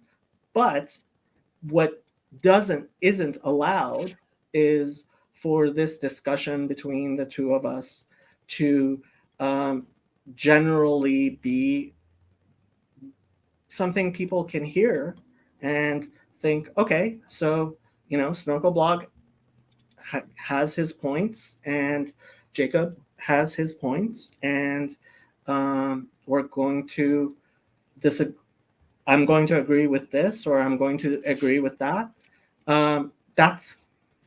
It's the censorship, I believe, which is the fire underneath this boiling cauldron. I agree to a certain extent, but you have to realize, so, and I'm sure you realize this, it sounds stupid for me to say this, but anyone who has come to any sort of anti-systemic belief about the world, where it's racial, religious, or otherwise, has to already have come out of that world. So it's not like they're stuck in a little hole and they're only talking with their people. Their entire lives, they've been talking with the enemy. Essentially, the enemy system is what they're stewed in. That is it. And so when a person either changes their mind or starts talking with a different group, it's not like they've always been focused on that and they're derailed because that is the, what do they call that? Tunnel vision or whatever. That thing didn't exist. They had to come to and come out of the system that they're stewed in. Mm-hmm. And so I guess I would take a little bit of issue with the idea that, for instance, you can become unreasonable by going into these groups. There's a certain amount of reaction that everyone's going to have. Mm. Some people, listen, you can have spurgs on the left and the right. You can have spurgs in any religion. You're going to have people that are antisocial. You're going to have people that are hypersocial. You're going to have all of that. But if you are in your church, in your school, from your parents told that the only good thing that whites have ever done is stop racism, and even then it's not whites. They didn't do it, and they didn't. Yeah. Look, and you killed the bad Nazis, and essentially Hitler is as close to Satan as possible. Yeah. Right. And the Nazis burned books and how horrible. And it's like, you don't talk about the books that were burned. You don't talk, and you're not even allowed to look at what were the cultural norms of 20 years ago and what you yourself thought was normal, and how you're being basically programmed every step of the way into accepting something that no one 30 years ago would have thought as normal. I don't disagree with anything you just said. Well, yeah, of course, that was reasonable. It was. Yeah. No, you were speaking reasonable things. And what we see, I mean, this is how I see the world, is we see people being bombarded with all manner of insanity. And when they point out that insanity, they are exiled, right? And what I've noticed, myself feeling like I am exiled, is when I look for places of sanity where people are actually having good discussions, Claire Kaw shows up and she destroys them deliberately. And I mean, that's why, for example, I am a huge proponent of Paul Vanderklay. And the reason for that is I actually think people like Claire Kaw have shown up in our community. But because Paul is experienced enough and understands culture well enough, as well as actually Joey, who runs the Discord server, that we've built a culture which has been able to repel that. And it's mostly a Christian culture. I'm the weirdo in there. And it's what I would say a healthy culture, which I support, where I believe that people like you can have reasonable discussions. I mean, the people who are going to watch this, 99.9% of them, at least if they're part of my channel, are people from that community.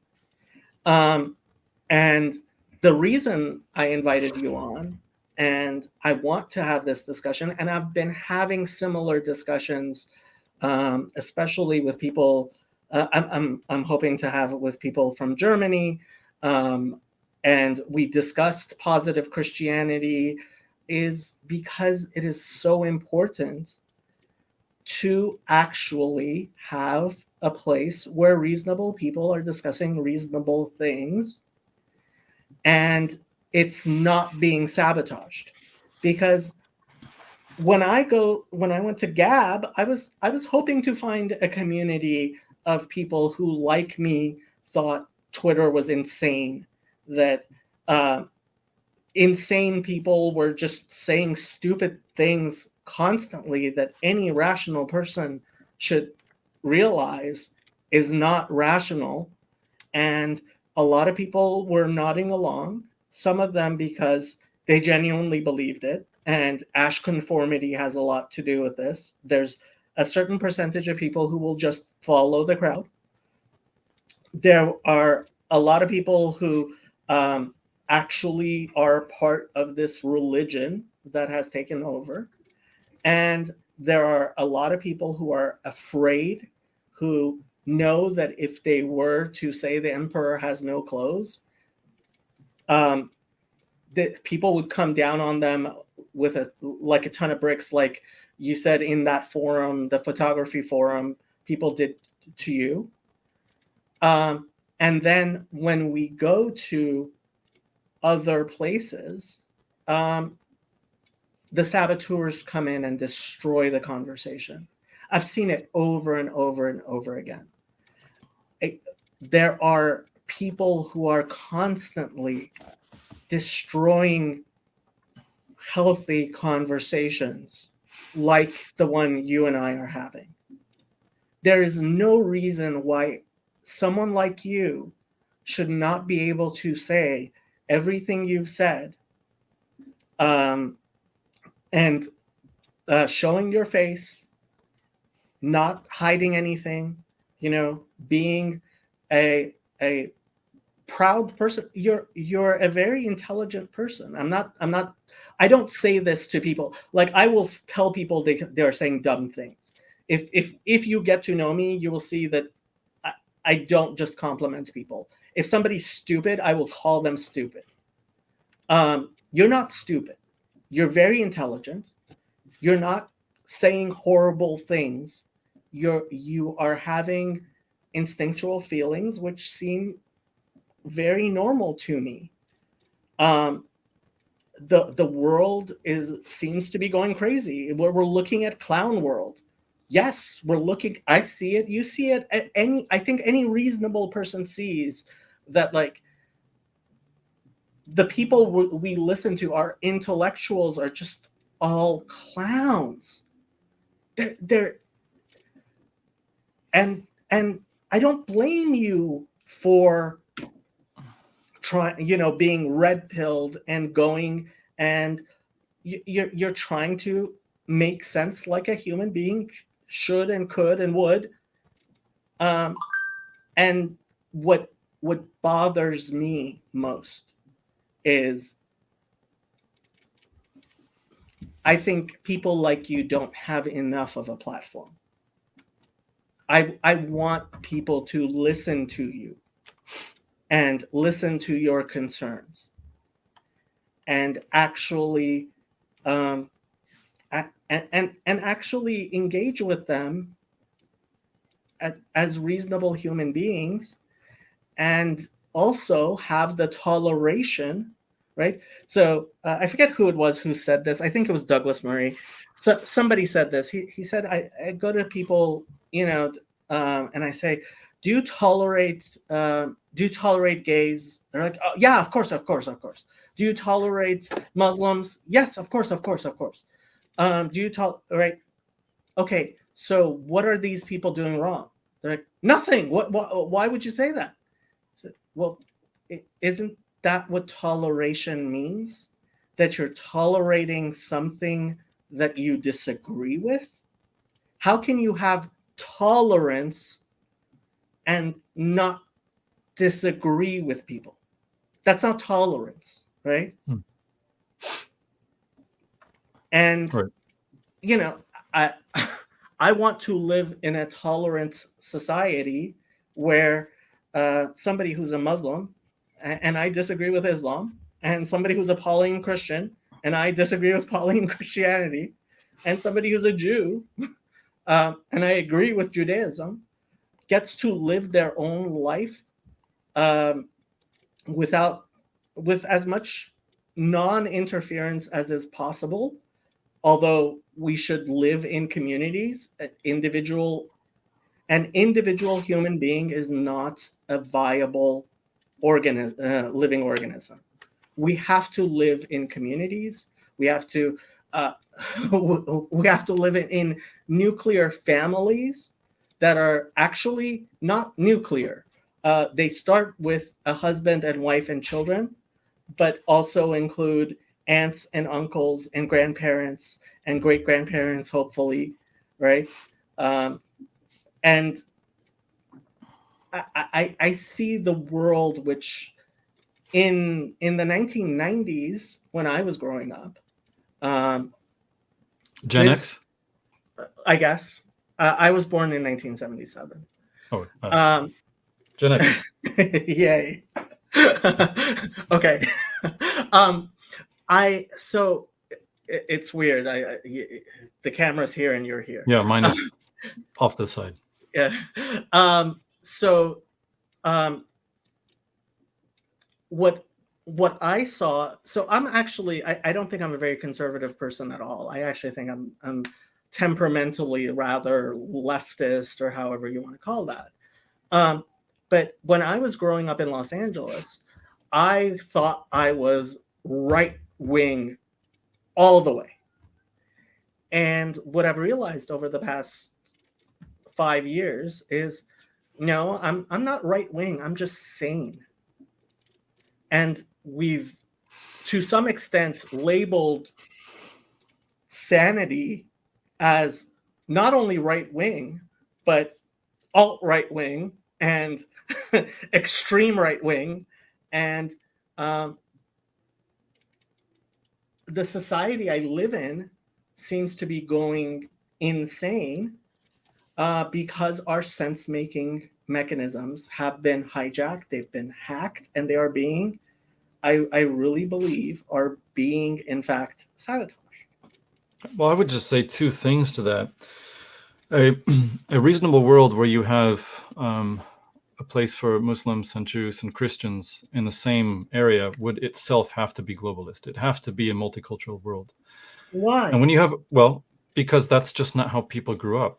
That's not how our cultures grew up. Now, people lived like that in, I mean, the classical certain example parts of the world. Yeah. Yes, Spain, which was people- conquered. Yes, Spain, which was conquered. Yes, people they had to. They had no lived- choice. uh, Well, they didn't. but If you're people conquered, how do you? successfully- Come on, people successfully lived with each other. People have always traded. People have always migrated. People have always done that sort of thing. But when there's not, but it's basically certain points. You have certain points where people come together for trade and all that, and you have multicultural cities, etc. But you don't have multicultural societies. You don't have an entire nation that suddenly has to do all this sharing. Oh, I am against multiculturalism 100%. But in other words, what I'm trying to say is you could not have, and this is why I'll say you could not have a reasonable or rational place where those three groups of people share anything, because it would have to be some sort of hub. It'd have to be a city. And I don't think the city, even in its sort of classical form, is itself kind of a reasonable or rational. You would have to be anti-traditional. There's not a history in Northern Europe where the Muslims and the Jews and the Christians shared space, except for recently. You're just wrong.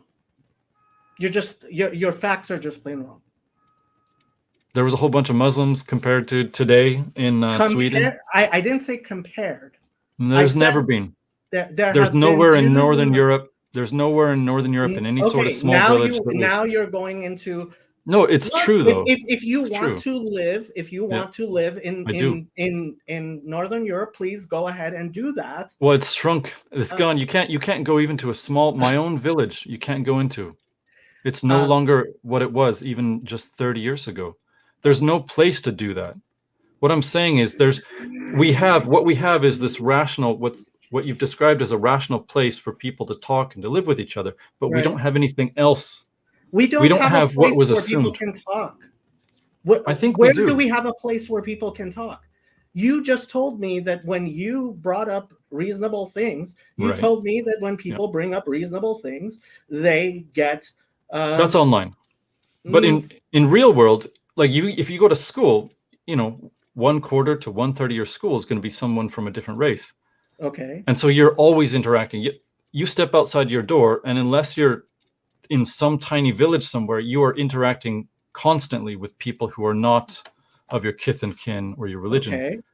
And so that's normal. Now, the online world is completely different, and it's now, and that censorship is creeping into other places. But the point is that there's no way, if you have people of different races, different religions, and different modes of philosophy, all trying in a specific area, trying to share ideas, there's no way that you can do it in a natural way, because everyone's going to have to come at it from their foreign perspectives.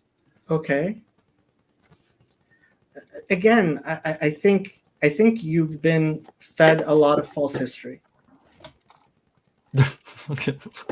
I can't argue with that, because Europe is not. I don't know how you get the idea. Well, I don't know. Maybe like, well, there was like, there was these Jews here and these Muslims here, and we had this bakery from India here, and that was a multicultural. Like, I don't see how there have been generations of people who have lived because they just live with the people they live, and it's been fine.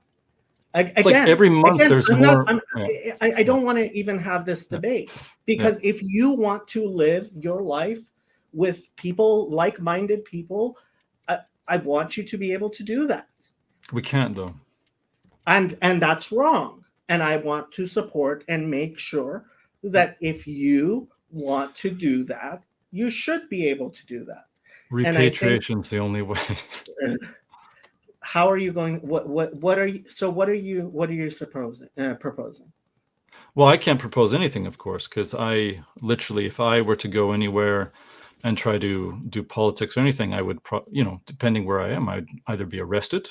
But you said that's only online. No, I'm talking about how you interact with people, for instance. So if you were to, like, if you're in a small city, or a small village, then you would be able to interact with people who are like you. But basically, once you go outside, you have to, in a place where there's like Muslims, Christians, Jews, other people, and they're all in one area, you cannot interact with your own ideas and speak in the own way that you would ever want to, because everyone is going to be clanging against each other.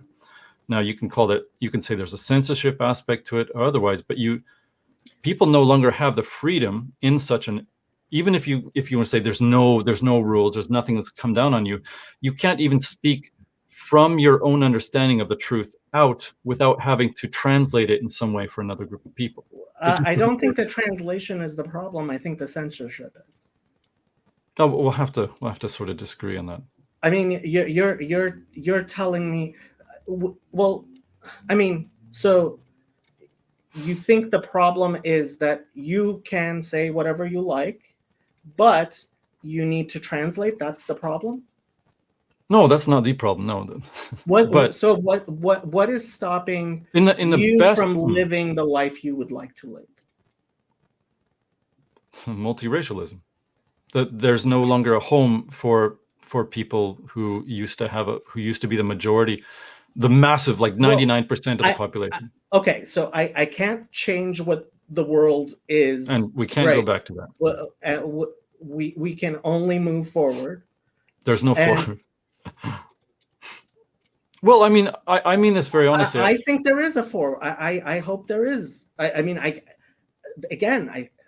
hope you're not being taken over by nihilism. You have a child coming. You have a child coming. You have your daughter. Yeah. I'm working on an alternative school system. We are working to make bring back farmers within the small cultural portion of this city. We are trying to maybe buy some land around the area so people work and grow up around each other. But none of that ultimately matters when what I ultimately care, that matters for the small, my own little life, whatever. And my little life doesn't matter in the broad scheme of things. If I were to live a successful life and help people learn how to farm and myself learn skills and basically become a man that maybe my grandfather's grandfather would understand as a man. Okay. If that's even possible. In the broad scheme of things, if, for instance, I die and Sweden is now 40% Swedish and there's no turning back, like nothing that I do matters. But you're leaving your children and your grandchildren. No, I am not. I'm not. I want my daughter and my wife and I to always live next to each other and to basically grow up with each other. Okay. Now, what I do not want to die and be thought of as like the guy who, just, lived his life according to the, the modern paradigm. And just, he lived for his kids. How do you know? Oh, because he passed on his house or whatever. But I passed I on my didn't house. say pass. No. Pass No, on I'm the not. No, house. I'm not. I'm not I'm saying. saying you're leaving your children and your grandchildren, right? I hope not, never to leave my children. No. I mean, once you pass away, Yeah, of after course. a very long time, Yes. right? You at the very least, I mean, look, no, you can. Not everybody gets to be president. Not everybody has a lot of power. We have the power that we have, right? I am a strong believer in the serenity prayer. God, give me the strength to change what I can change, the grace to accept what I cannot, and the wisdom to know the difference, right? Right. Denialism, and I think there is a real nihilism. I mean, if you listen to this conversation again afterwards, I hope you will see what I really see, which is people have convinced you, and I think I call it malware that they are installing in our minds. It's like learned helplessness. You know what learned helplessness is? That's what's being instilled in you. Yeah, I guess I would have to disagree, but that's all right. I would have to disagree on that. Okay. But that's perfectly fine. But I mean, again, for me, it goes back to your children. I sincerely want to see human thriving. I want to see you thriving as a human being who leaves this world better than it was, not worse, right? And I believe that is through a racial lens. Okay, and I want you to see that this is what works. Is people try to make better lives for their children, which is the most natural thing that a human being can do, right? And we're being convinced, we're being told left and right, that this is either impossible or no reason to think it, or again, I think we're being sabotaged. Our hope, our optimism, our ability to believe in our own capacity to improve things is constantly being undermined. And what if it's true, though? What if it is true? Look, I can only change what I can change. Right. And I can only stop digging if I put myself into a hole, and I can only try to climb out of it and hopefully find other human beings, as is natural for a human being to reach out to each other and help each other, like you and your church. I want you to have a church you go to of people who are helping you and your children build a society that is successful for you and your children. I think the only society that's successful for my children is one where, again, it's just a racial context. Okay. And so yeah, no, right. But it's not possible at the moment. We have to have a different. We have a completely different society, a different system, a traditional one. I think actually what we need is a liberal one that actually lets you do what you want to do. Yeah, I'm not a liberal, so I think I would have to. I realize that. Yeah, yes, you do. That's right. But I mean, But I I don't. I am a don't. liberal, Yeah. and as a liberal, I think that what's going on in our society today, which is what is causing you to and people around you to flail, and that's what I see this whole thing being, is flailing. That's how I see it. I don't see people successfully. Look, if white nationalists, and to some extent in the Northwest United States, for some time, I mean, at least in the 90s, this was what people were doing. They were going and making communes for themselves, white communes. The Northwest was actually very white for a while, deliberately so. And we had a society where we allowed that. And because we allowed that, actually fewer and fewer people were involved with it.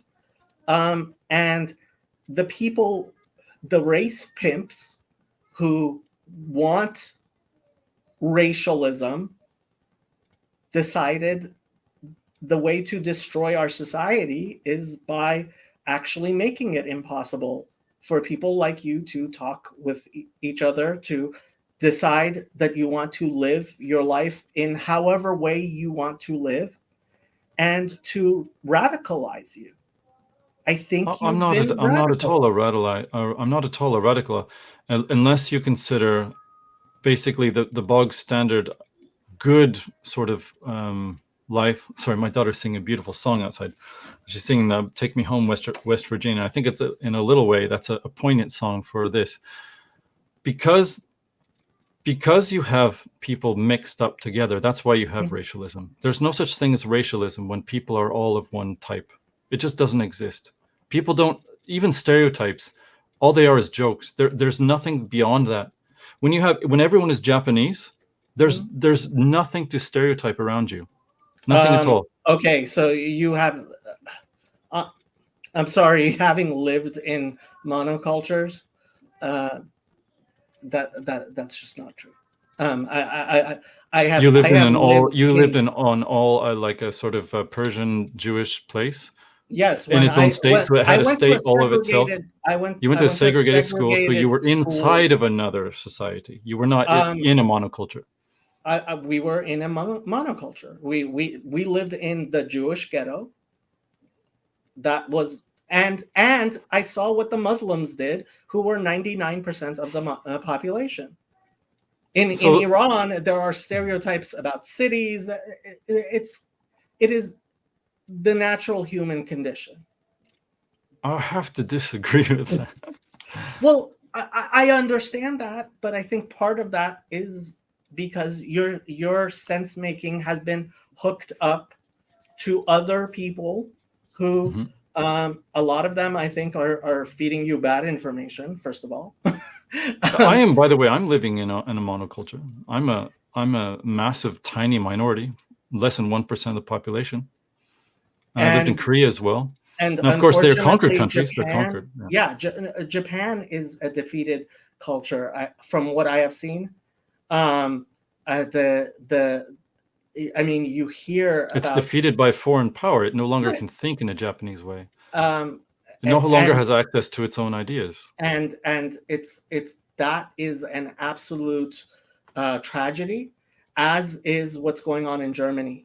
I mean, this is why I'm planning on having a discussion with. So we have a German-speaking community on the Paul Vanderklay Discord, and the Germans have to get over the Holocaust. They have to get over the Holocaust. And it's not just me saying this. I heard Yuval Harari saying this. Do you know who he is? I don't know. I don't. So he's your stereotypical homosexual, left-wing Israeli Jew. That's like the anti-Semites. I learned his name from the anti-Semites. I had no idea who he was. He is very well connected, and funny enough, lives in rural Israel, but in a complete monoculture. It's whatever. He's not my favorite person in the world. And I heard him say Germany just has to get over the Holocaust because it is destroying them. And well, just no longer teach it. That would be an easy way. Just no longer teach it, no longer enforce rules. I mean, well, don't no even longer mention it. enforce rules. I 100% agree with no longer enforce rules about Holocaust denial and stuff like that. I don't think you need to not teach it. I think you need to teach it as 6 years in the life of a proud people who were the top of culture and to some extent look, German society has been incredibly fruitful, has been I mean, anytime you look at 19th century academia, like a lot of the most important things were printed in Germany. And I think you do need to teach your children to have pride in who they are and in who they come from. Of course you do. Of course you do. You're not, and connecting, saying reasonable things with completely unreasonable things is precisely what I believe is causing. There's a reason why anti-Semitism has been far worse in the United States in the past 4 years than it was ever in the past I've been living in the United States since 1985, and from American history before that. Like, America has been incredibly good to the Jews until the race pimps.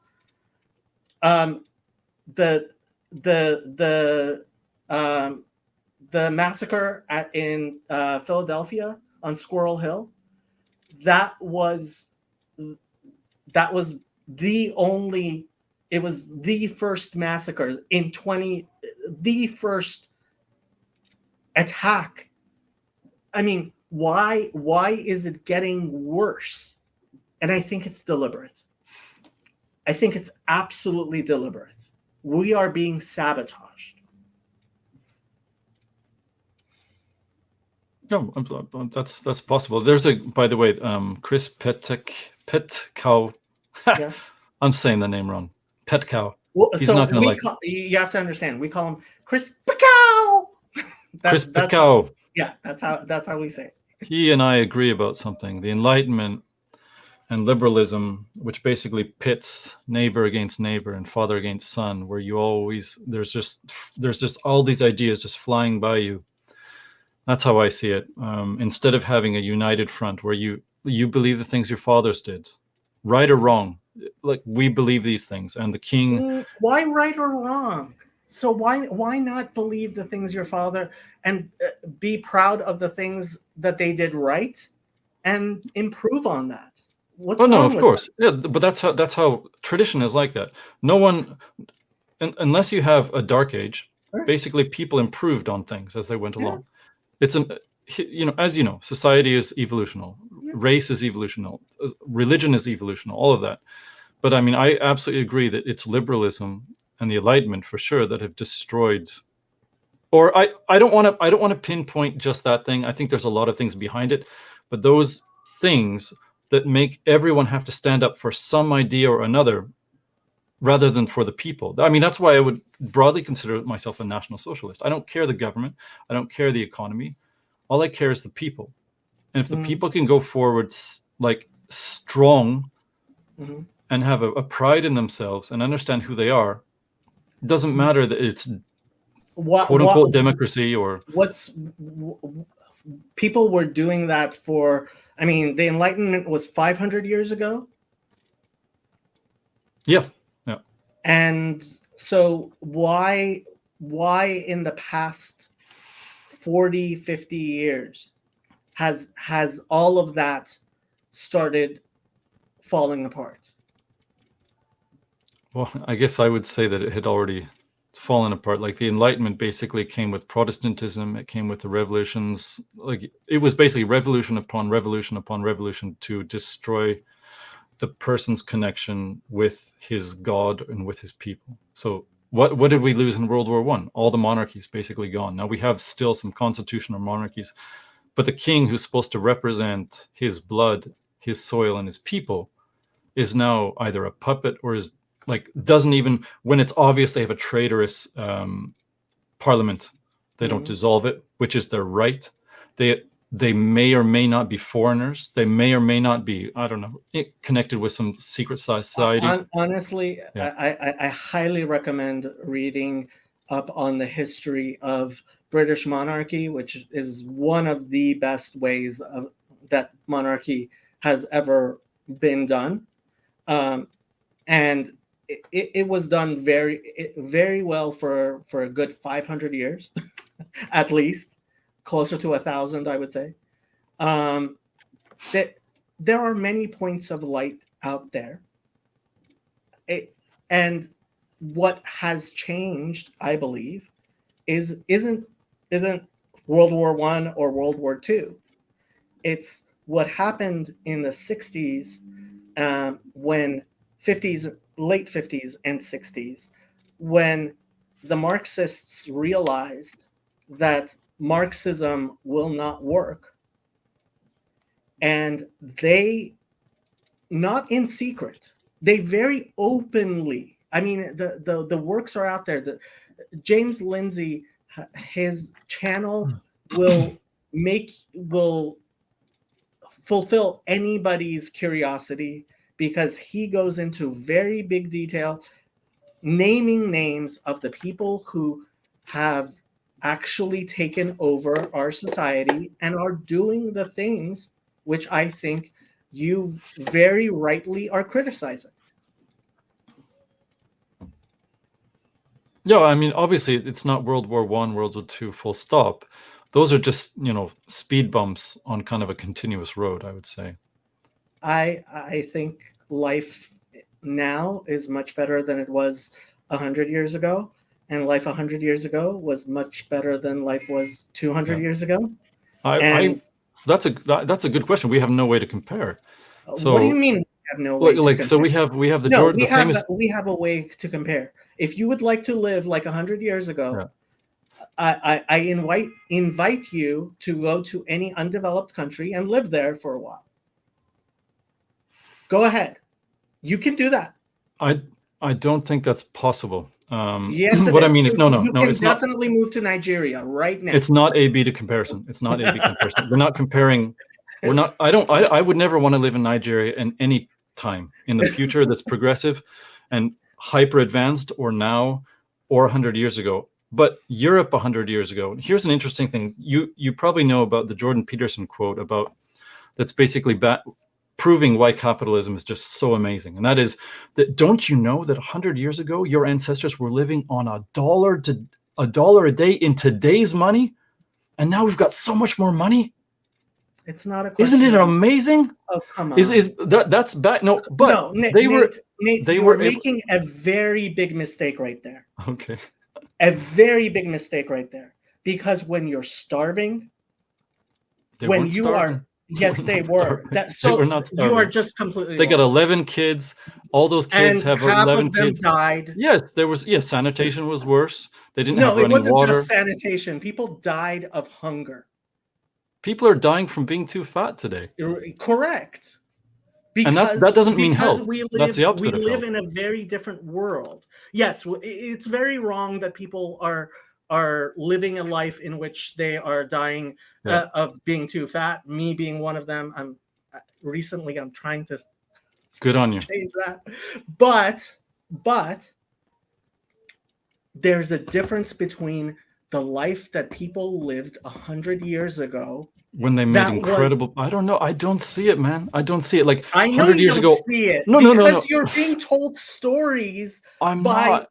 Yes, you are. Yes, you are. You have been told many, many stories that are just obviously wrong, because London was a city for a very long time. A very long time. And you can read Charles Dickens, and he Yep. wasn't making. And what was he up. talking about? Was he talking about London, or was he talking post-industrial London? Because there is obviously, you can skewer the Industrial Revolution, especially in its early days. And I'm not pro or against the Industrial Revolution necessarily. I'm not like Theodore Kaczynski. But if you could live, do you understand that today all of us essentially, except for a very few lucky people, all of us are in debt hundreds of thousands of dollars. I'm in debt So hundreds of thousands of dollars. we don't even have. Back then, they had the freedom to live on $1 a day. No, they did not have freedom to live on anything. They died. They didn't. I don't. Well, yes, okay. Yes, I had none of my ancestors died from famine. None of your direct. First of all, I doubt that. I'm sure somebody. Oh yes, sure. One of your 1,000 years ago, whatever. Died in a famine. 3,000 years ago, I probably had Egyptian relatives that died in a famine. I am. Hey, do the genealogy. You're from Sweden, right? Yeah. Well, yeah. Half of my blood is there. Okay, so actually, Swedish genealogy, we have pretty good records going back. Oh, I don't know, 300-400 years, I believe. I'm not sure, but I believe. So the norm was famine 100 years ago, is what you're saying. For everybody who wasn't part of the aristocracy, and people, yes, died of plague. People died of famine. So this idealizing of a world which is completely divorced from reality. $1 a day in today's terms means $1 of food. How much food can you buy for $1 today? Next to nothing. Exactly.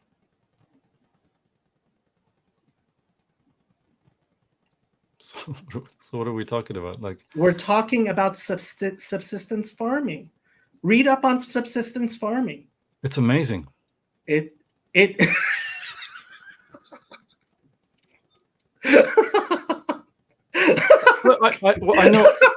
I know loads of subsistence No, farmers. you do not know a single subsistence farmer, because a human being today who is farming creates more food than they eat, which was not the case on subsistence farming. I know that's the definition. The definition is basically you produce only what your family can. What would support subsistence means you don't produce enough for your family to live on. That's what subsistence farming means, and that's what it means in today's. That's what today's narrative is. Yes, okay, no. So I've had this conversation with people. Wait. I've had this conversation with people on the right. On the far right, and they're like, dude, we would never want to go to subsistence farming. It's okay. Well, what we're living on now is not even subsistence. We're actually below subsistence levels. Most people can't even grow their own tomatoes. And if they grow their own tomatoes, they have like even less. Now, you're like, oh, come on, but they can go to the grocery store. Yes, they can. And where's that food coming from? It's never coming from their country, almost never. Okay, so? In other words, we're not even living at subsistence levels in our own nations. That's completely false. If someone turns off, hold on. You eat as much as you want to eat, right? Yeah. And why does it matter where that food was grown? The moment the boats stop, everyone starves. And what makes you think the boats should stop suddenly? I don't want them to stop, but I'm not in control of that. Then what's the I'm not in control of that. Well, we do have we have sanctions put onto anyone. You can basically famines are manufactured. Very obviously, they're manufactured. If everyone is a farmer in your area, like for instance, if I have 10 chickens and someone else has 10 chickens, yeah, your chickens can die. You can have a bad harvest, etc. But if the norm was famine. If the norm was a subsistence farming where no one had enough even for themselves, then there wouldn't be a modern society. There would not be any progeny of any of those people. For us to get to this point means that everyone had to, people had to survive. People had to somehow live.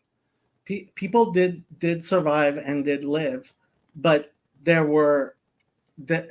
we live much longer lives, and the human population. Look at population numbers. We have population numbers.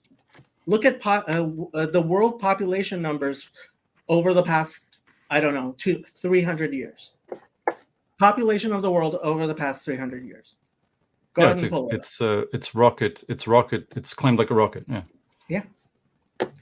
Why? Probably modern farming practices, medical advances, ghettoization into the cities, that sort of thing. Because people are living and thriving. Well, we have a different definition of living and thriving. By the way, there is a good definition pulled up right there by Tur mit uns definition of subsistence. Real being existence, the condition of remaining in existence, continuation or persistence. And I suppose we could easily demonize or we could lionize the term subsistence, but that would really sort of point to where how about we look forward towards thriving? Well, absolutely. And you and I have a different understanding of what thriving would be. How so? What's different between my view of thriving and your view of thriving? Well, for instance, I think that subsistence farming is about as good a life as anyone can make. Why subsistence farming? Because you're in control of your own food source. I think you should be in control of your own food source. Please, just a moment. Yeah. You don't do it by yourself. You're in a community. People barter. People trade. Everyone in their community is essentially some sort of self-contained, not fully self-contained, but yes, you trade with the city next to you because you want this material or that material. You have your local people who are good at this and good at that. Of course, you have dips in the economy that affect you.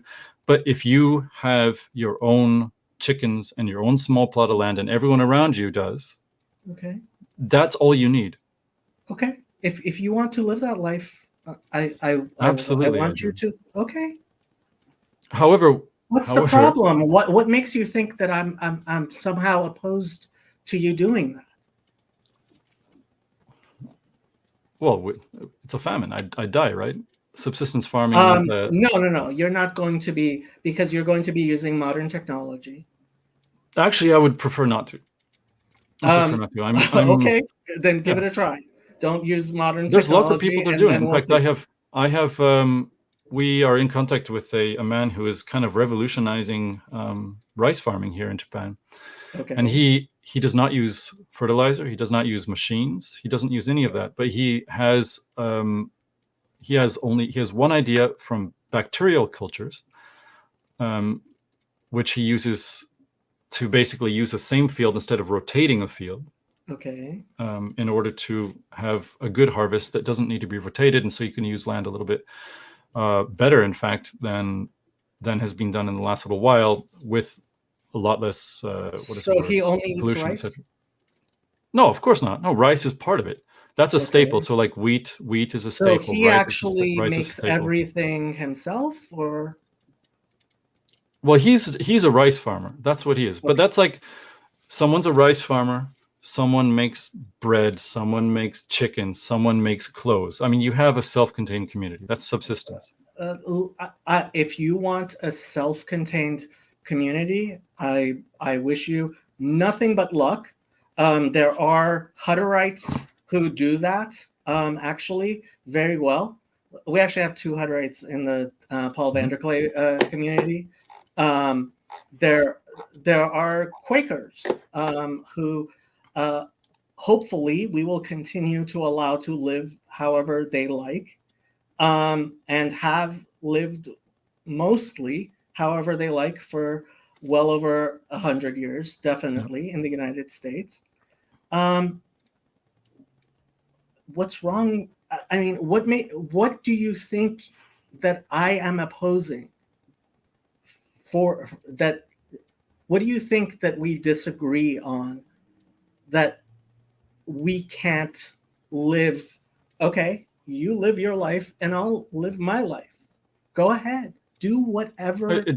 I guess I would say it like this, that you're not allowed to do that. For instance, my totalitarianism is going on and it's wrong, and yes, we agree and we should work together to end it. Okay. Yeah. Okay. So let's. But it's been going on since the Enlightenment. In other words, the No, target. it hasn't. The target has been the traditional man. No, it hasn't. This is new. This is new. This is absolutely new. So it's postmodern neo-Marxism. And so people 50 years ago were all farmers? No. People were farmers? No. The Wealth of Nations, were they encouraged? Hold on. The Wealth of Nations, written by Adam Smith, a white man, right, was not about in any way tearing anyone down. It was about allowing people to freely trade as they wish, which is what definitely should happen, to allow communities to live as they wish.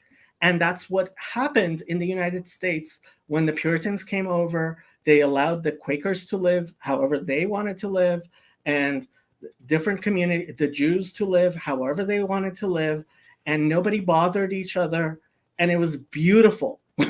It wasn't perfect because we're humans. It wasn't perfect. But the United States has had a very beautiful run until the 60s and 70s. And that's not because of everything was going downhill since the Enlightenment. Well, it's a matter of perspective. What exactly was going wrong? What was wrong? What was wrong 50 years ago? 50 years ago, did your father feel emasculated? Did he feel that the immigration laws had already been passed, of course, 50 years ago? The writing was on the wall for sure there. Already we'd gone through two massive we'd gone through already 200 or 300 years of destroying Europe for either wars of religion or wars of liberalism against tradition, or you could just say World War I and World War II, targeting the aristocracy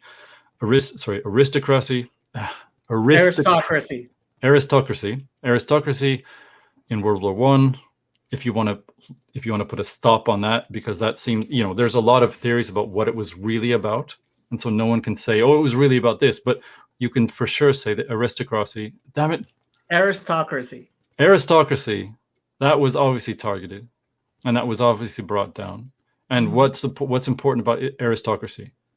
Well, it's a differential in power. It's no longer, what we have after that is essentially corporations and government. And who allies with the corporations? The government or the people? And then eventually, I suppose what you can do is try to get people to change their minds on things. It's the whole idea of consent, right? You can manufacture consent to anything. Just like if I were to go outside right now in Canada and say, what do you guys think about immigration? Well, I would get a different answer from a person 50 years ago.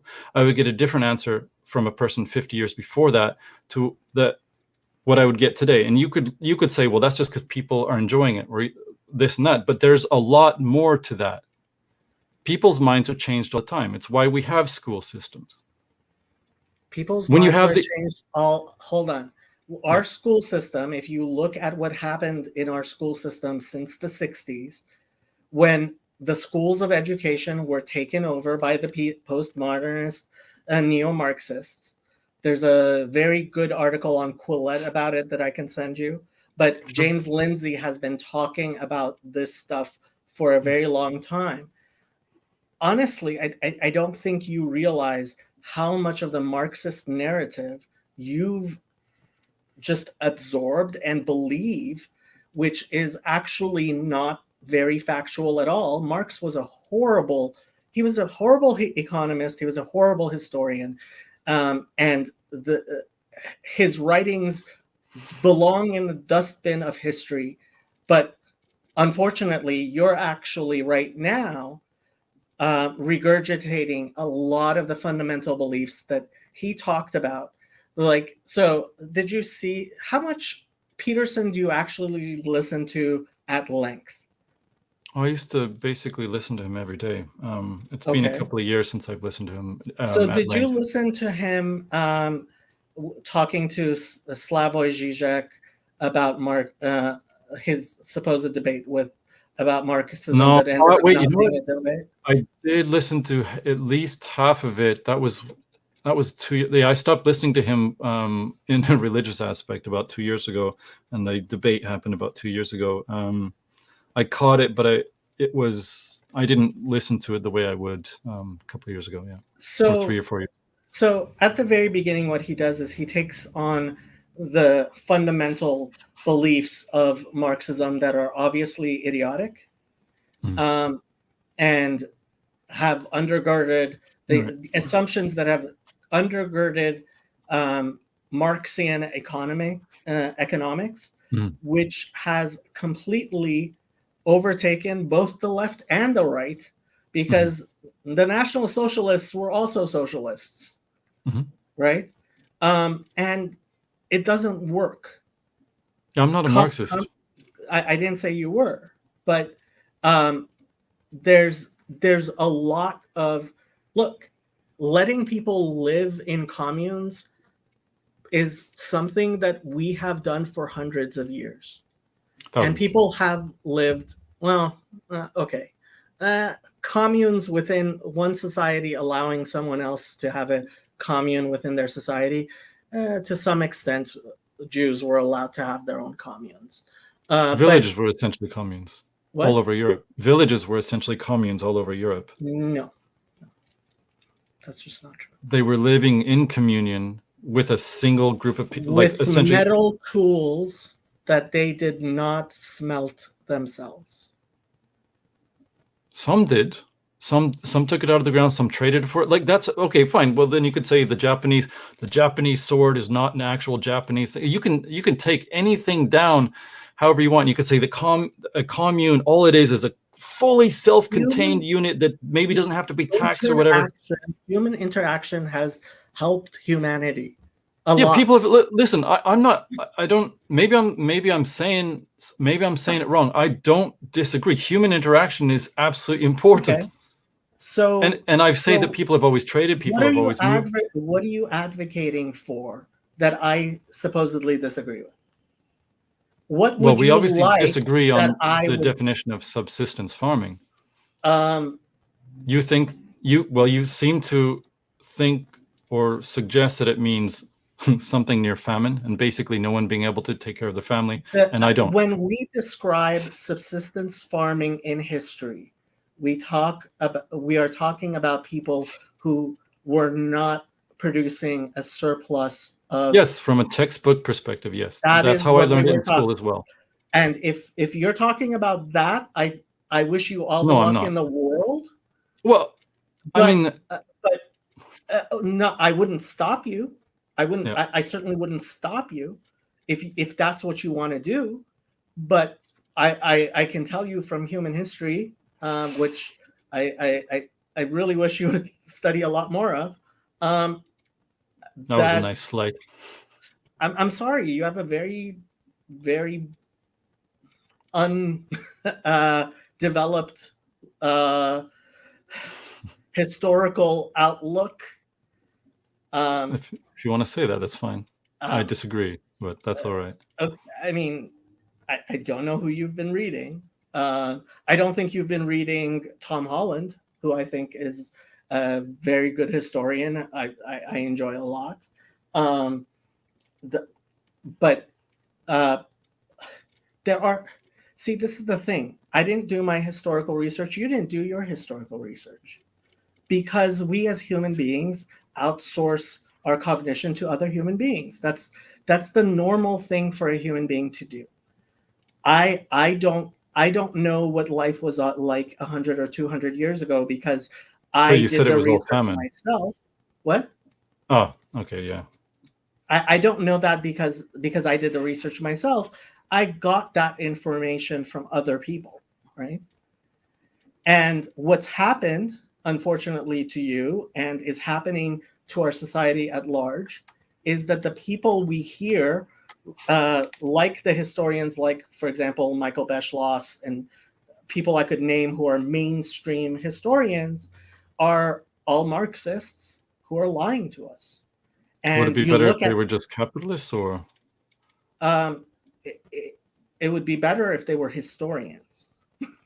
Oh, they got to the like source material, and they were themselves If more they were sort of Renaissance men. historians, if they were actually like people who were not ideologically trying to prove one thing or another, but were like historians, right? I think that's Archaeo- important, though, to ideologically prove something, though. Yes, for thinkers, we need philosophers, we need And for historians as well. Like here, I'll bring up just one thing. I have to go, unfortunately. I need to make lunch for my daughter. We're going to actually go. That's not unfortunate. I'm very glad you're making lunch for your daughter.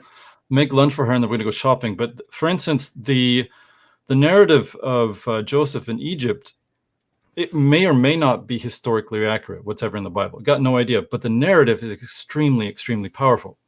Mm-hmm. And it helps unite a people. It also helps then unite derivative religions that come from, that text. So Islam and as well as Christianity. What exactly do you think happened with Joseph in Egypt? Well, for instance, Joseph, is considered a type of Christ, and he was rejected by his brothers, all that sort of thing. For the Christian aspect, and of course, we're God delivered in a sense. He delivered Egypt into his hands, and he also delivered Egypt from famine and all that. But I mean, there's this aspect here. We have no way to prove outside of the Bible that what happened in Egypt at that time happened the way it's told in the Bible. But here's an important point that I got from rereading from Chabad, actually. I read it first I can't say it. I first read it in the King James, and then I read it on Chabad, or Shabad, whatever. Just say Chabad with an H. Just remove the C. Okay, Chabad. Yeah, there you go. Okay, so Chabad read it there. I can't remember if I'm trying to remember. It's Genesis. Anyways, between Genesis 38 and like 43. Once, however, Joseph gets to power, he becomes second in all the land. Mm-hmm. And essentially he is made master of economy. And the first thing he does is levy a 20% tax on the Egyptians. Mm-hmm. Okay. And what we're supposed to take away from all of this is that this is God's plan to stave off a famine, essentially. Well, to stave off a famine. Yes. Okay. Yeah, yes. Okay. I thought you were going somewhere else. Yes. To stave off a famine. Yeah. Right. Uh-huh. So first thing he does is he levies a 20% tax on the Egyptians. And then on the translation, you can tell me if the translation is incorrect or not correct. This is from Chabad.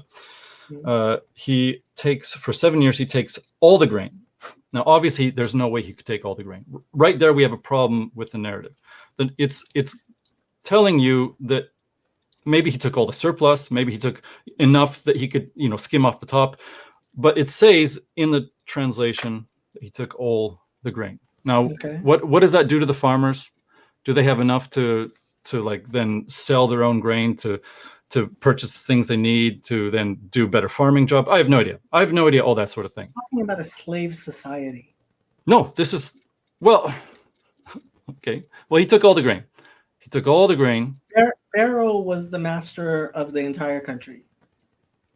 Right.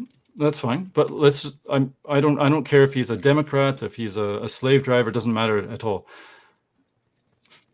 Joseph took all the grain from the Egyptians, and then after that, he didn't give the grain back once the famine commenced. He sold it back to them.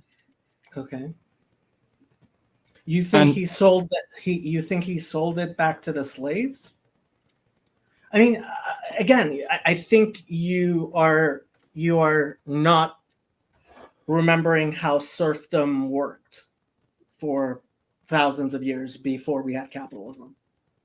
You are anachronistically imposing a capitalist framework on a feudal society. And if you would like to see a feudal society, you can, in fact, visit any of the Arab Gulf states, and you will see a feudal society. They are still living in feudalism. And there are princes and there are slaves. I'm not interested in an Arab society at all. I don't really. But that's how feudalism worked everywhere before capitalism.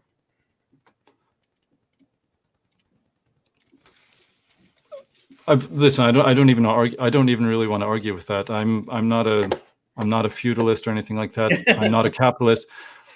But the point of the conversation, or the point of that narrative, is that Joseph saved whoever he saved. Maybe God of the Bible didn't care about the slaves in Egypt. Maybe God didn't care about the Egyptians in any manner. And maybe the only people he really cared about saving were the non-Egyptians, because I have no idea. And that doesn't really matter. But the point is that this narrative is very important as a foundational for a people as well as two other religions. And if you talk with a Muslim about it, they'll say the same thing that the Christian was, that basically the famine in Egypt was saved by Joseph. However, and you can say, well, I don't understand feudalism. Fine, that's fine. But he took all the grain and then he sold it back to them. So are you saying that the Pharaoh before then didn't take all the grain? So something else. So is he doing the same thing, or like what's going on? First of all, the Hebrew word to take is the same word as to purchase. It's the same word. There's only one word. There's no word for taking that's different from, I mean, I guess, lakachat, kone. I would have to look up the verses, but the story, without your interpretation, the story that when a person just reads the story, right, like you did as a child, is that God provided salvation for the Egyptians and the Jews through Joseph, because Joseph was able to see the future, plan for it, and help those people prosper. That's the dream he had. 7 years of plenty, 7 years of famine, right? And at the end, right, everybody was living happily for another 200 years when a new Pharaoh who forgot Joseph decided these people need to be destroyed. That's the narrative. Well, there's also another point of that, and that there's a famine in all the land. And however you decide that it's either taken or purchased from them, Chabad decided not to add that element in the English translation. And so either I take here's the point. This is where it comes back to narrative. The story. No, the narrative then is how we decide what you decide to stick with and go forward. So whatever the translation is, in a way, doesn't really matter, because the narrative is that, again, on Chabad, he took the grain, then he sold it back to them. And at the same time, he invited everyone else from around there to come in and also purchase the same grain. In capitalism... When you were a child, when you were reading that story, which I'm sure you read as a child, is this the narrative that was ingrained in your mind? Of course not. I was told by my teachers what to believe. And this is a Bible. This is a Sunday school. So they're teaching you this narrative that you now have of he took it and didn't pay for it, and then he sold it back. This wasn't part of the teaching that was given to you. Of course not. This is a new teaching you're deriving out, which actually it's not a new teaching. It's just looking at what's written, and instead of looking at what's told to be the moral at the end, just looking at how it's written. What's the point of a Bible story without the moral at the end?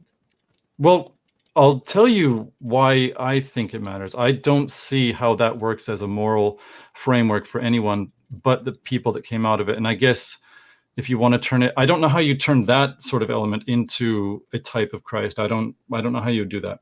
But I'm sure there's a way to do it. The story is as was simply told to you, as it's related, without looking at the individual words inside.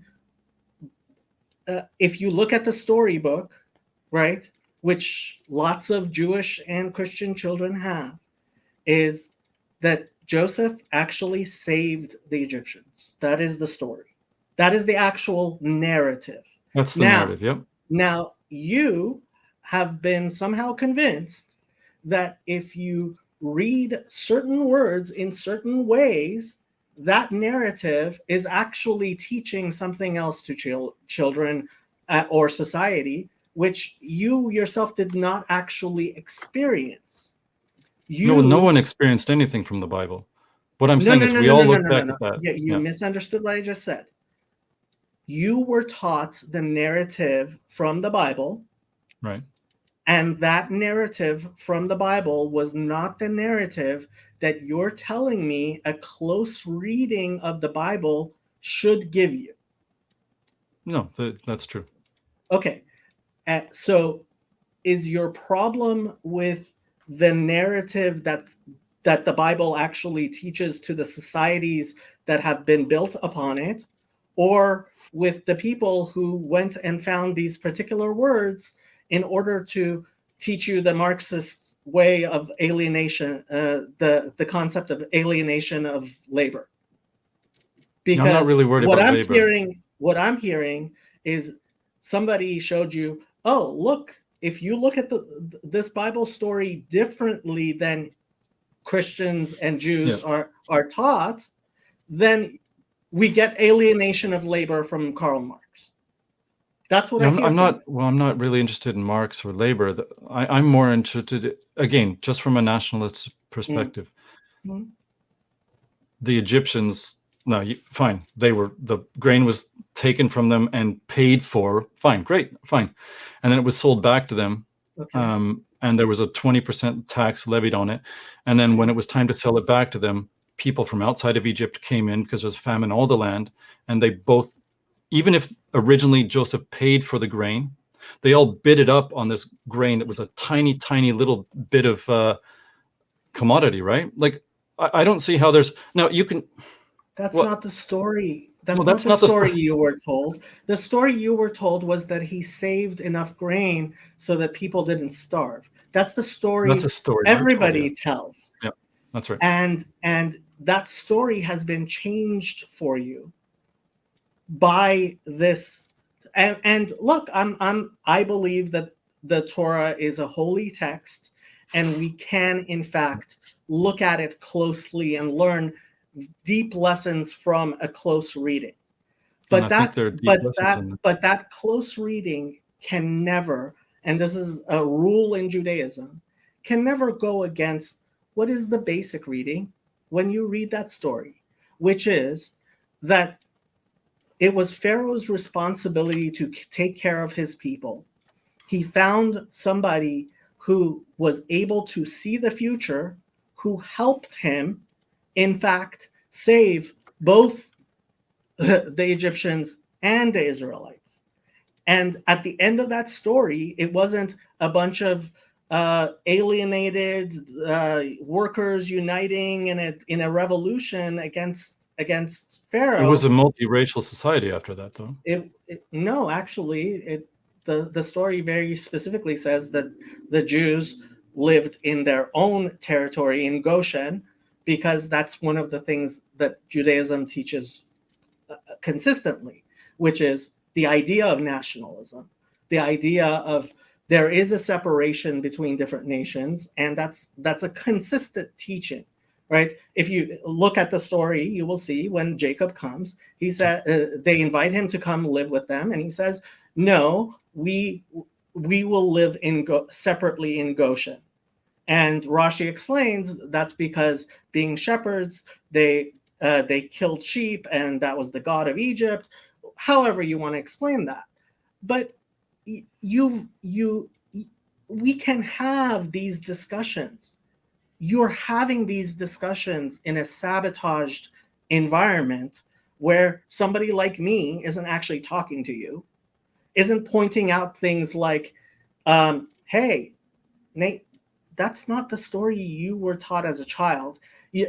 As a child, you weren't actually taught nobody went to you, hey, look, this is what he did. He took things and taxed them, and then he made people pay, and then it was a multicultural society, although again, Pauline Christianity. But the multiculturalism that you're blaming the Jews for, basically, is is actually a Greek invention that Paul introduced into Christianity.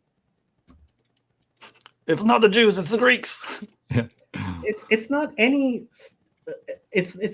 group. Ideas spread because ideas always will spread. This is why I oppose, for example, the state of Israel calling itself a Jewish state, because there's no way of enforcing Israel being a Jewish state, because there are plenty of people who decide they no longer like Judaism on a consistent basis. And what happens if those people convert to a different religion? Or the Muslim minority, which is 2 million, breeds faster than the Jewish population. Or the Jewish population decides to emigrate. Like, your view of history is not factual. I'm sorry. It's and it's particular. Facts change, Facts change, by the way. Facts do not change. No, that's the problem. That's postmodernism. Facts don't change. It's not. No, that's basically people can talk about the same thing that happened. You can read ancient texts, you can read modern texts. People talk about the same thing that happened in very different ways, and they will focus on different things, and they will in fact describe the same thing in different ways, so that the facts are different. Narratives, yes. So this is what Jordan Peterson talks about, right? This is his whole thing about how we can't take in all the information. And the postmodernist mistake is saying, look, there's many different narratives. And the mistake they make is saying that no narrative is better than another. The narratives that are actually factual, right, that actually lead to a good result, like you having hopefully more than 2 children, I hope you thrive, then those are the things those are the stories, those are the narratives which are useful and good and help people thrive. That's a beautiful thing. I mean, I'm sure you have to go, and I don't want to keep your daughter. I don't want to keep your daughter from her food, but I don't understand what made you stop listening to Jordan Peterson, because he talks. If you'd ever have me on again, maybe we could talk about what made me stop listening to Jordan Peterson. You can come on as long as I can keep my channel, which hopefully I'll be able to keep. You can tell me whatever trigger words and trigger ideas we shouldn't talk about. Then I'd happily. I definitely want to continue this conversation with you, because again, I think you're a very reasonable person, and the only thing that bothers me is I actually think you're not going to be able to help the people you are involved with actually make sense of things and move forward in their lives in a positive manner. That you are being sabotaged. That's my message to you. Okay. You are being sabotaged. And I don't want to see that, because broken people break people. Okay. Yep. Well, that's fine. I'll happily, wait for next time. I very much appreciated it. My final message to you would be that there might be a non-Jewish narrative for non-Jews, and in fact, even reading Jewish texts, there might be a non-Jewish narrative for non-Jews. So the Yoram Hazony is you might like his ideas. Yoram Hazony, I can send you information, but I think if you were to listen to James Lindsay and Yoram Hazony, you would in fact probably change some of your views. But more than anything, I want to see you in a church that, or whatever, Buddhist Shinto temple. I want to see you in a community that is thriving, of people making sense with each other, helping each other, because helping other people thrive is actually how humanity has taken over this entire world. And I do believe in the messianic view of that perfect world, lo yisagoy el goy cherev, right? No nation shall raise upon nation a sword. There has to be different nations in order for no nation to. And there has to be a totalitarian center that makes it not possible for anyone to raise sword against each other. No, that is not true. It is true. No. Anyway, we can talk about that next time. We can, yes. Well, okay. Yeah. We'll see. We'll see. I would like to hear a little bit more about the Jewish hope. But again, just one thing for all of my lovely brothers and sisters who are of the Jewish extraction. Yeah. There's also what can definitely be interpreted, and I think fairly, as an only choice that comes through a Jewish lens. And so I would love to talk about that in the future. Jordan Peterson, anything you want. We can definitely, I mean, I can talk Jewish theology until you're blue in the face. that may happen, yes.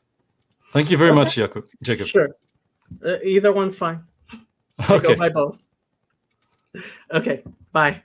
Goodbye. So as is my normal thing, I will now address the chat.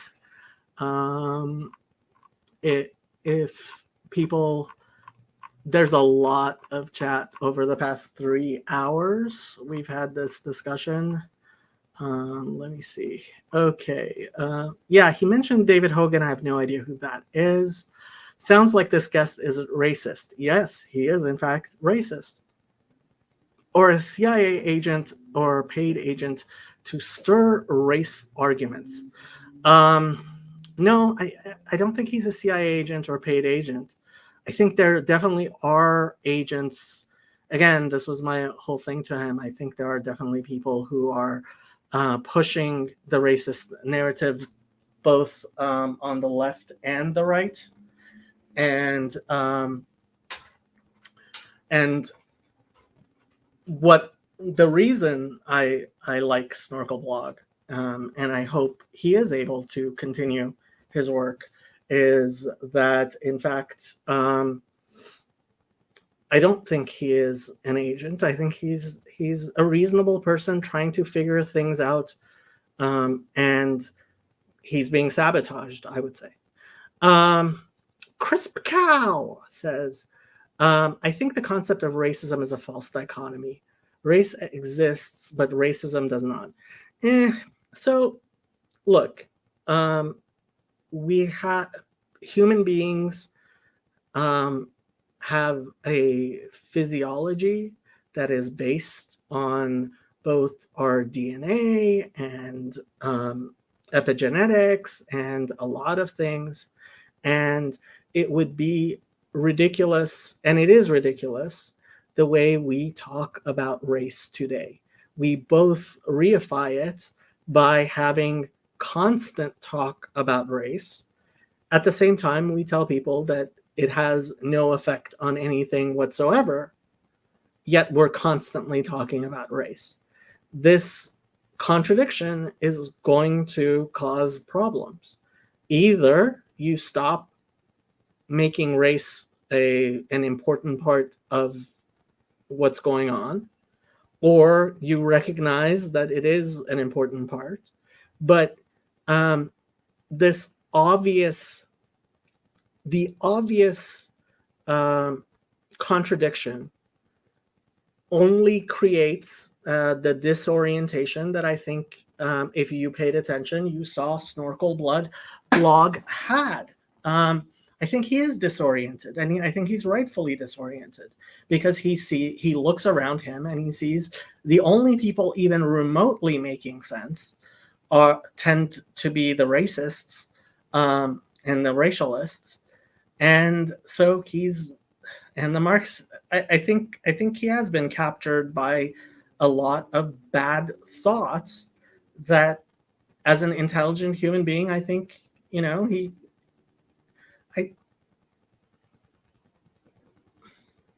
The censorship is the problem. The censorship is the problem. He cannot have the discussion with somebody like me that I think he could, should, and would have. By the way, Chris or Ben or anybody that I actually know who's watching, if well, there aren't many people watching anymore after all this, but if you guys would like to jump on to the stream, that is something I can easily do because I am using StreamYard right now. I might use it even, I might continue using it, but I can give you a link and you can come on and we can talk about things. Ben says, if race exists, then so does racism. You can't have one without the other. I think that's true. Yeah. Racism is the idea that you hate someone because of their race. And I think the only reason you can hate someone is because of pain. Hating based off race is just a lazy heuristic. Yeah, and unfortunately, we are not defining things well, which is a problem. We are changing the definition of words as we go along, which is a huge problem, I would say. It assumes a bunch of absolutes. Look, we're human beings. We cannot... A map that is a perfect representation, a life-sized representation of the territory is a worthless map. A map is useful because it's not a life-sized recreation of the world you're looking at. We need maps. And that's, in fact, Jordan Peterson's whole point. It's like saying all doctors are bad, or all police are bad, or all politicians are bad. It's an unsophisticated worldview that will crumble the second a doctor, police officer, or politician is kind to you. This is not true. So we make generalizations because generalizations are generally true, right? Men tend to be taller than women.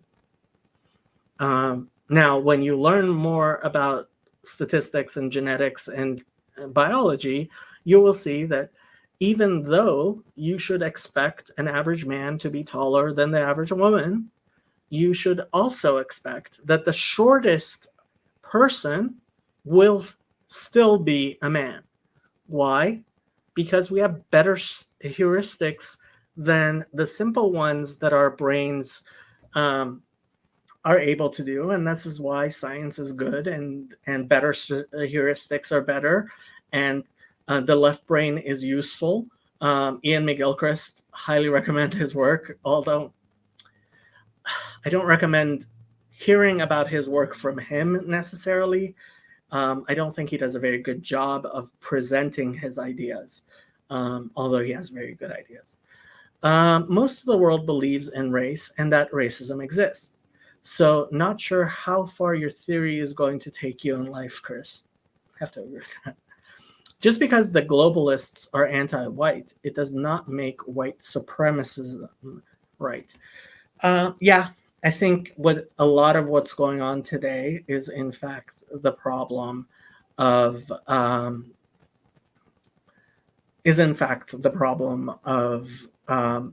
knee-jerk reactions. And I think people like Claire Kaw, and again, I'm going to say, I think she is an agent. And I think you see from her engagement on my Discord server, how she was able to get people to argue for things like, this was what I was constantly showing every time she was arguing with people. Hey, look how you're arguing for the things. She's getting you to argue for postmodernist ideas. And this is one of the things, like they're using very complex psychological truths against humanity. This is thought out, planned, and being executed by smart people. white supremacism makes things even worse. I agree with you. Interlocutor 1067, who is new, I don't believe I've ever seen him. He didn't destroy anything since he didn't have facts or logic, merely Hebrew mythology. Well, considering this was 3 hours of us talking, and you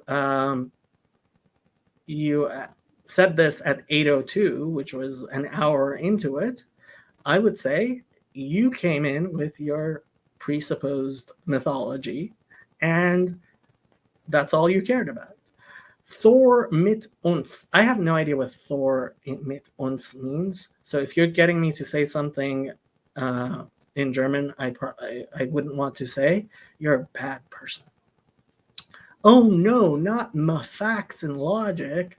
Okay. Jesus is the Son, S-U-N, of God. Dang, I didn't even curse. I'm not sure what you're saying. Are we here to work out our own salvation or others as well? Jesus put it perfectly well when he said that the first commandment is love the Lord your God. And the second one is like it, love your fellow like yourself. Both of those being from the Jewish Bible.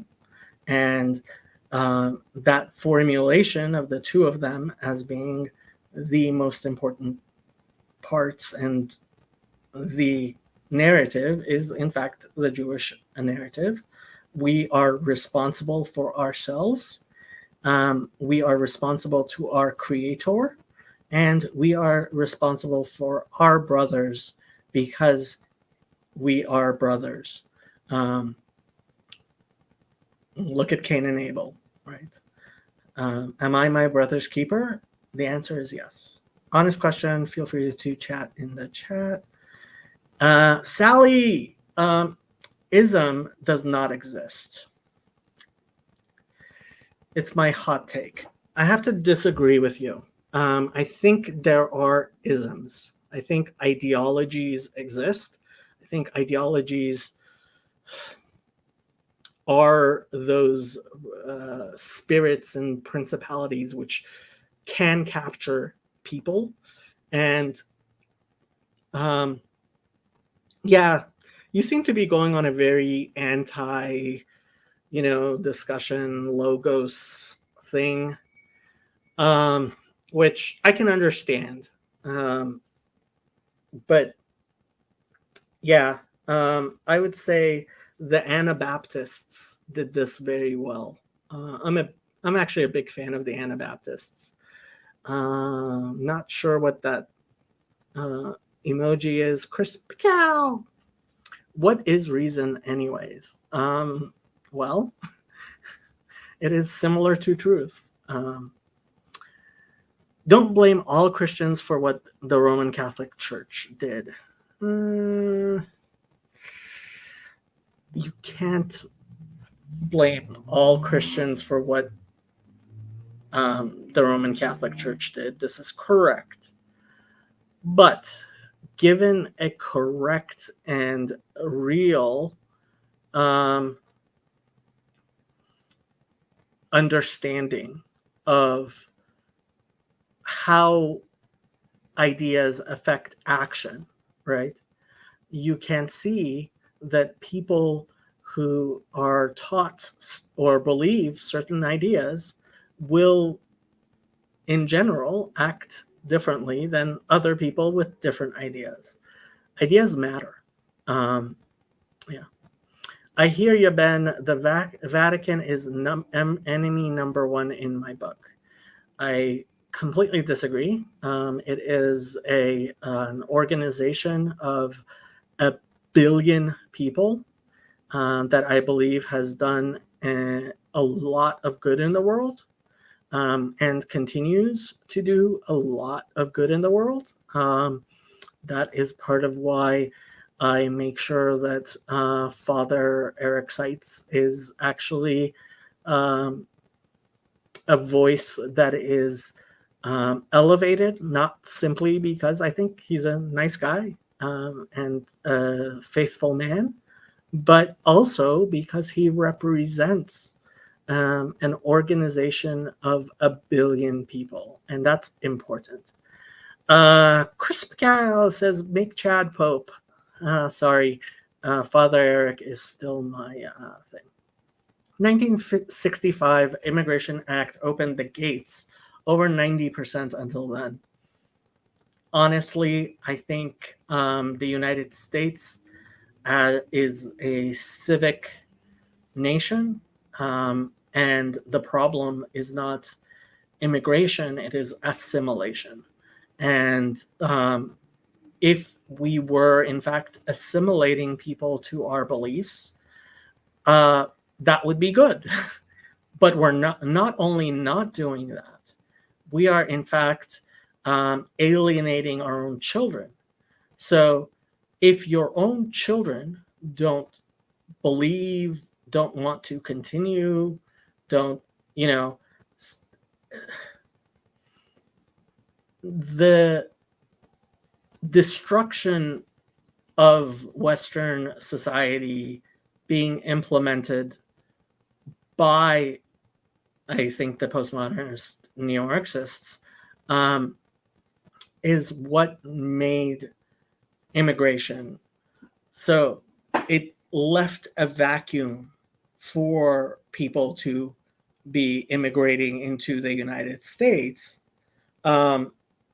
which honestly, I don't think is the problem. It's the Band-Aid that our leaders are trying to use. And I think it's failing, mostly because of, you have to have a strong society in order to accept immigrants. Second, you have to integrate those immigrants into your society. I don't think we ever go back, though. Globalism has already done the damage. I think we may have to figure out how to build culture that transcends race. Perhaps a multiracial nationalism or something. Well, basically, that is, in fact, what really all nationalism is. So the difference between a nation, and this is the concept of the Hebrew, right? So the word Hebrew means to cross over, right? And what was part of the innovation of Judaism was the ability to adopt people into our nation, right? Into being part of our community, which is a foreign idea to a lot of people, right? Really, I don't think, certainly not in traditional Japanese society as I understand it, that you would be able to integrate into Japanese society. This idea of conversion started with the Hebrews, and then Christianity spread it, and then Islam spread it. And in fact, I think the idea of nation as a something that people can adopt is very strongly influenced by these Hebrew ideas. Now, I know that Roman citizenship could be extended through adoption, but again, I think that was a very different idea. There's no Hebrew concept of adoption, right? You don't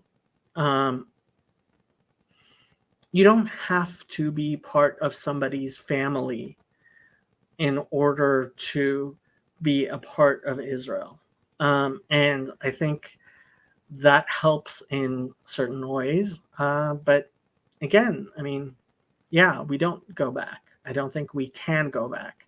And frankly, I think the damage is overstated. Seriously, though, I take you all as pensive people, and that is why you are here. I honestly ponder if we are here to work out our own salvation or others as well. Thoughts, anyone? An individual human being is not a viable living organism. Like Hillel said, if I am not for myself, who is? And if I am for myself alone, what am I? And if not now, when? This is from the Mishnah Avot, and it is a very important basic teaching of Judaism, which is each person must, in fact, take responsibility for themselves. We have a duty to ourselves, and that duty to ourselves extends to the people around us in ever-broadening concentric circles of responsibility, right? If you cannot have the same connection with somebody across the world as you do with your neighbor, right? And that's why it is important, right, that it says, and you shall love your fellow as yourself. I think that is important. We cannot have this global idea that all human beings are the same. And again, I do fault Paul and Pauline Christianity for a lot of this. That teaching of there is no Jew or Greek, no man or woman, no free or slave in Christ Jesus is what people are in fact rebelling against, and I think it's an obviously bad idea. Define and work out salvation. That's for you to decide. Whatever that means to you, do you think fixing others is part of your duty? Fixing others? I don't think you can fix others. I think you can cooperate with others. I think you need to cooperate with others. Again, an individual human is not a viable living organism. I don't think fixing others is possible. I pretty much agree. I'm beginning to think the same, Chris. How would you even start? Well, dialogue. Actually talking to people, getting to know them, helping them is something you are able to do. That will helping others is good because it helps you, because an individual human being is not a viable living organism. Because all I know how to do is talk at people and ask lots of questions. Maybe they think, maybe they don't. Sometimes they do. I can see it in their eyes. Yes, that is a beautiful thing to do. Asking questions is good, but also having answers is good. Sure, man, life is trial and error. If you have something to say to someone, say it and see if it helps. I think you should have some idea of whether or not you think it should. It will help before you say it.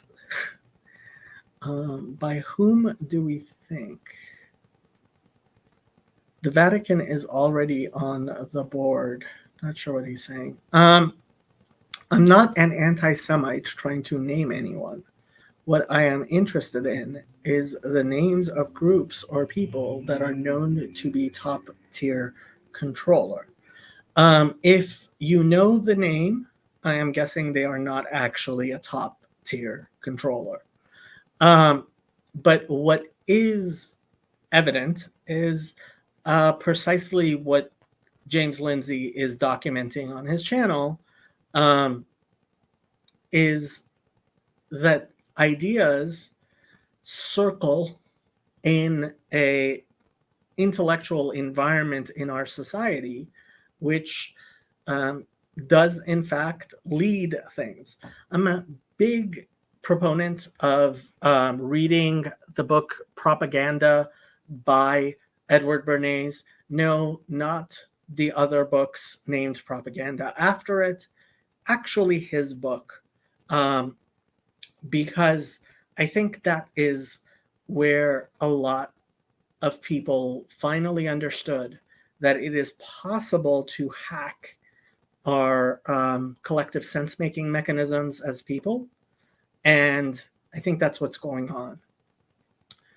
Queen Beatrix have a boss? I'm not sure what you're talking about. Well, Queen Beatrix is the current queen of Sweden, I believe. I'd say Socrates would say the same regarding trying to talk about real matters in public. Okay. HR departments, Russia. I'm guessing you guys are talking about things we were talking about at the time, which unfortunately is lost. Race is everything, and people doing everything for their race. The world is a beautiful place to live. Perfect your own everybody.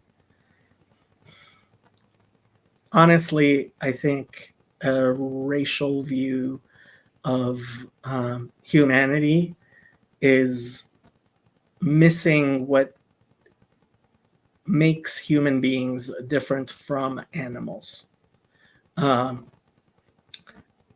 Yeah, an animal is basically like a dog is its breed, really, in a very real sense. Although even there, I think anybody who has experience with,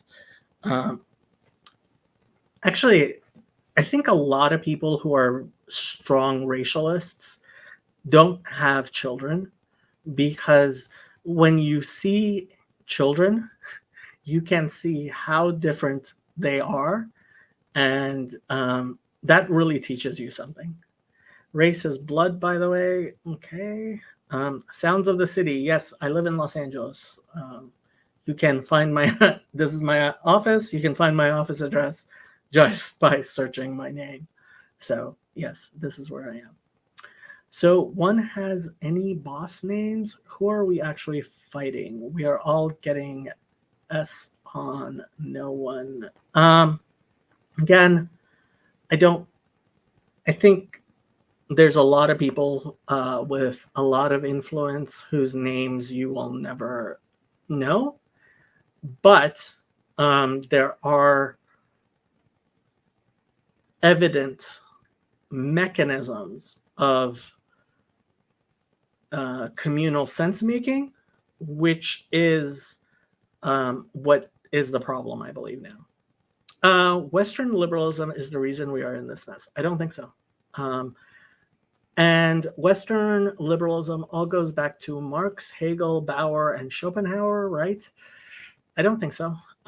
In fact, I think in a very real sense, well, I don't know much about Bauer and Schopenhauer, but I think Hegel and Marx were in fact reactions to Western liberalism. I would say Western liberalism is actually more Martin Luther and John Calvin, but at least in the United States, we don't talk about theology much, which is a gihuge problem and stupid. No, it goes back to the Enlightenment. I don't know, right? Giordano Bruno, I have no idea who that is. Being genuinely inquisitive, Bruno is the only one I know because I've only read about alchemy in that period. Oh, Bruno is an alchemist? Sorry. The Enlightenment are ideas like freedom of speech and rationality being supreme ideals. Okay, kind of. Are there progenitors of those things in that period? Would that be the birth of modern democracy that you are describing? Really, modern liberalism, I would say, goes back to the Peace of Westphalia. If you're looking for a particular event I would say it's the Peace of Westphalia. Yeah, I can't remember those names though. Me neither. Yeah, democracy is part of it. Oh, right on. That's cool, man. I'm kind of autistic, methinks, and I get intense. I think this whole idea of a spectrum, we've started pathologizing different human difference. Not all difference is a pathology. Who are the majority of the attackers on Jewish urbanites? Yes. I made a video about Black anti-Semitism just a few days ago. I often think they're just trying to roll me up. Oh, right. I think you said this when I said that people are being sabotaged. I think that's very true. 100% we need to go to medieval religion. No, actually, I think we need to go to a theology based on God, and that means we can't go backwards. I recently saw a photo of a Renaissance-era peasant's house. It was a compound and a self-sustaining business, massive. So,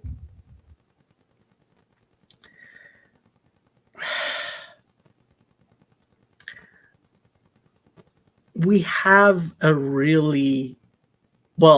almost everybody has a really bad comprehension of economics. And I think that's deliberate. I think if everybody understood basic economics, our society would be very different than it is now. And unfortunately, what happens is that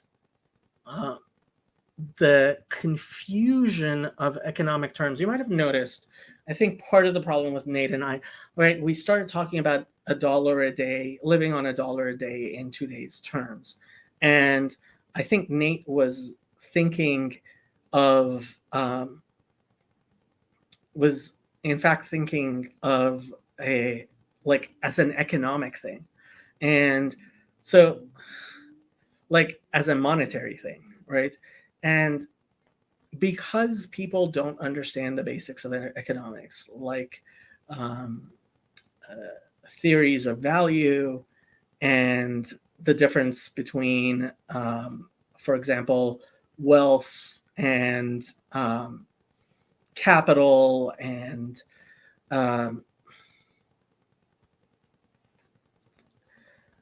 perishable goods and commodities, and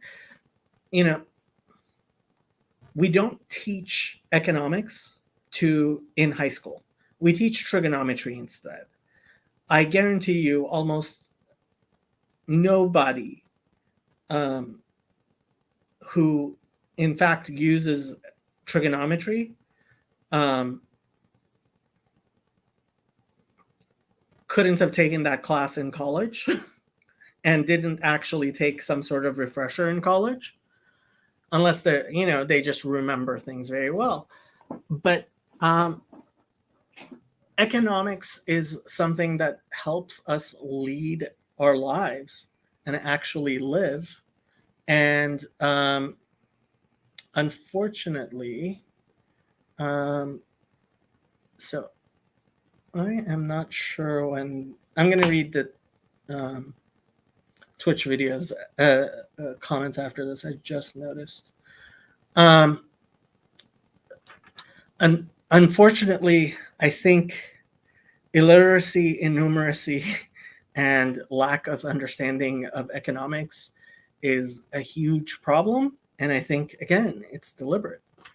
World War II was the conclusion of the act, curtained down.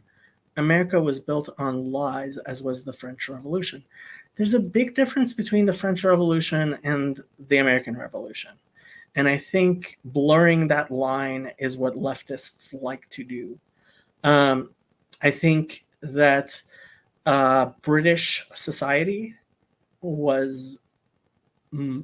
had a organic constitution, and to some extent still does, which functions much better than the Roman political mechanisms, which then became the underlying French system, which was then expanded by France and I think Spain. And I think that's why you see that countries which were under the dominion of the British actually functioned a lot better.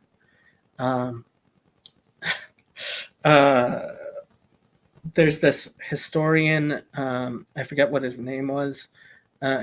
He's a British historian who got recently into trouble for saying that the transatlantic slave trade was not a genocide of blacks, because unlike the genocide that was the slavery, Islamic slavery.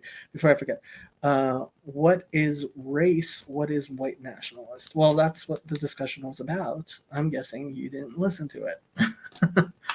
Okay. You can't build anything on an Enlightenment foundation without lying. Yeah, I think the Enlightenment is something that has to be grounded in, yeah, I mean, to some extent I would say Christian society, but I would actually go further and say Jewish society. Is it true that the Queen traces her lineage back to David, is it? Pretty sure she's from a Germanic. I don't think there's anything Jewish in. I think the original name of the House of Windsor was Saxberth Goltha, something like that. But all of this stuff is available. I mean, you can look all of this stuff up. Or their throne is on top of Jacob's stone. No idea what you're talking about. But the medieval model is too savage, and we're uncomfortable with the truth. Ancient Greece. I forgot Tacitus writing about the Germans starving to death often. Germany was sparsely populated, and well, okay, so there's the question of whether the medieval warming and if there was climate change. But honestly, if you study ancient texts at all, I think you realize that we anachronistically, a lot of us have very anachronistic understandings of ancient societies. I'm not sure you actually read Tacitus, but I'm a big fan of Tom Holland. Like I said, good history is important because history is how. So one of the things I like to say is an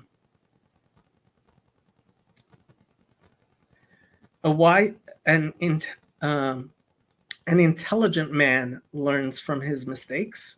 A wise man learns from other people's mistakes. And I think that's what history allows us to do. Not sure what he's saying. They died in a famine Joseph caused. That's not the story. I mean, even if you're going to say that that's actually what happened, that's not the narrative. That's the problem, right? I think he was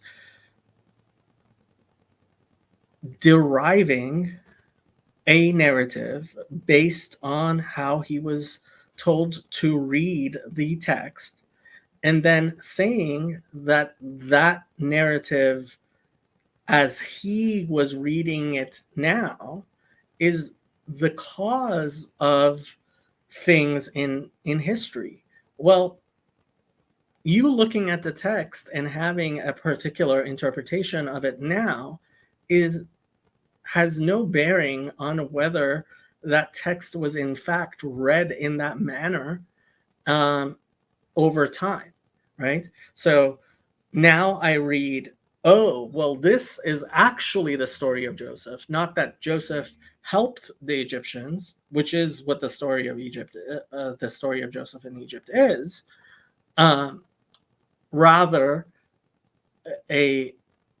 now I am looking at these words and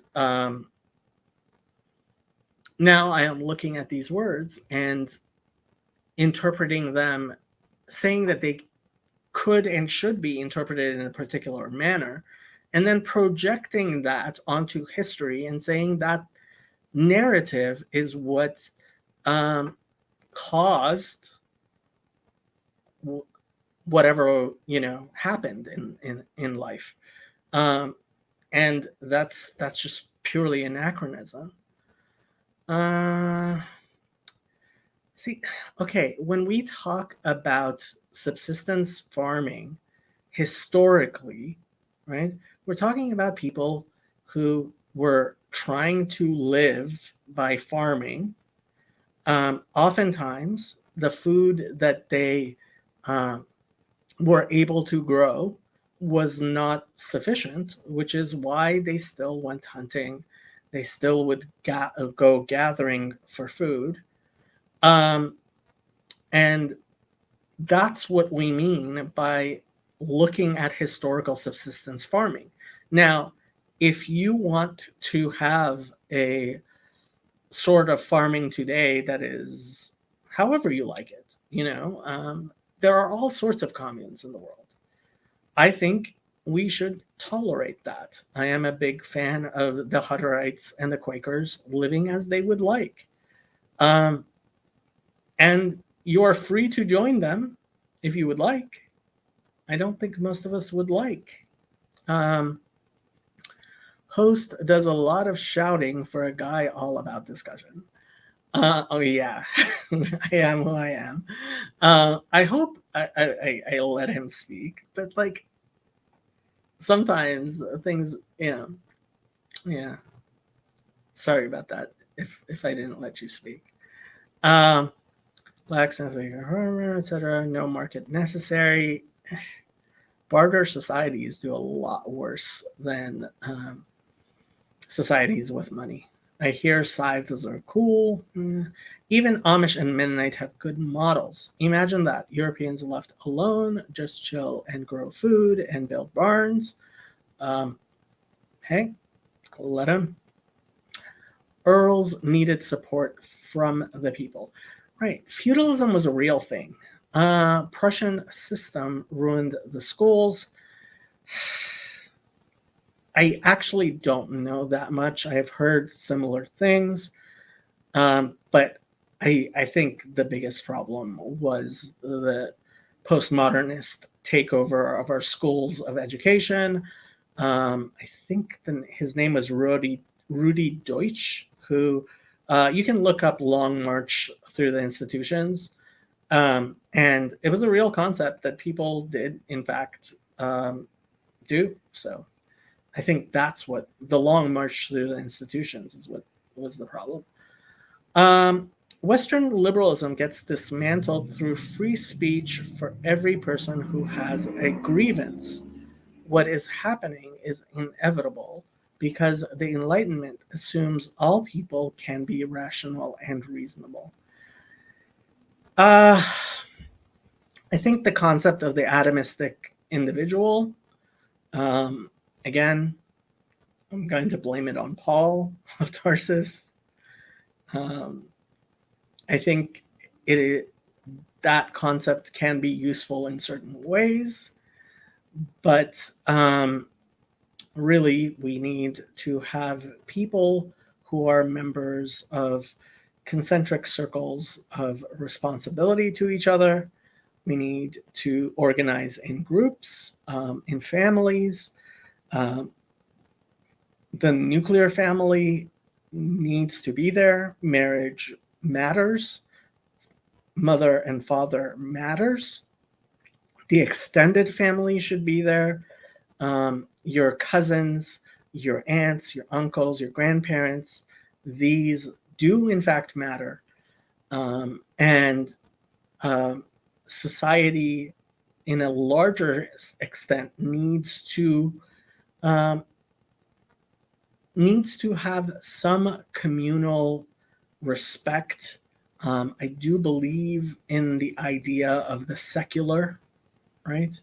That which is the common ground, where people can neutrally engage with each other, as opposed to the internal fora and communities which we separately have in our faith communities, or communal organizations, all the things that make society. And I think the problem is the atomistic individualism that really, I think, is from the 60s. A lot went wrong. Horseman and John Dewey Sync Education. I've heard similar things. I don't know much about it. And we all have different definitions of what's rational and reasonable. Having different definitions is actually part of the problem. I would agree with that. But I don't think we need to have different definitions. I don't think we should have different definitions. I think there is such a thing as being reasonable and rational. And I think that it is impossible to be a scientismist, which is what too many people think they are, including people like Sam Harris. The greatest enemy of knowledge is not ignorance, but the illusion of knowledge. I would agree with that. Europeans have been seafaring traders for millennia. Not necessarily all Europeans, but I think the communities which were seafaring, in fact, did a lot of good for themselves and for others. Yeah, I mean, when you look at it, the Phoenician alphabet, the Hebrew alphabet, which ended up all over the place, the Greeks through their seafaring, the British, even the Romans. But you certainly, I mean, first of all, the Vikings, not sure, I wouldn't call them traders. I don't actually know that much about Viking history, although I've learned a lot more since the whole Kiev thing. Kiev, or Kiev, however you want to say it. As far as, again, this concept of Europe, I think, is somewhat anachronistic. They traded tin with everyone, didn't they? Not sure. Knowledge and rationality must be guided by tradition and narrative. I think we must have a theological operating system for our reason and rationality and knowledge. And epistemology, philosophy, ontology, all of these things are incredibly important. They do matter, and we should take them more seriously. He's so dumb, I can't give him a view any longer. Okay. Keep your head on a swivel, chat. Not sure what that is. The irony is lost on him. Glad I popped back in for that whopper. Not sure which whopper. In the Torah, they can't even do math right. They say 49,000 came back, and then go on to number them, and the number totals like 34,000. Ha ha ha, L isn't a mather. Okay. If you think the Bible is about math, isn't shouting you don't read and you are wrong. If you don't have a rabbi correcting your thoughts, Federici, the high priest. Pliny did more so. What ethnicity was Pliny the Elder? I believe he was Greek. Pliny Hellenized Judaism. Pliny did? Not sure about that.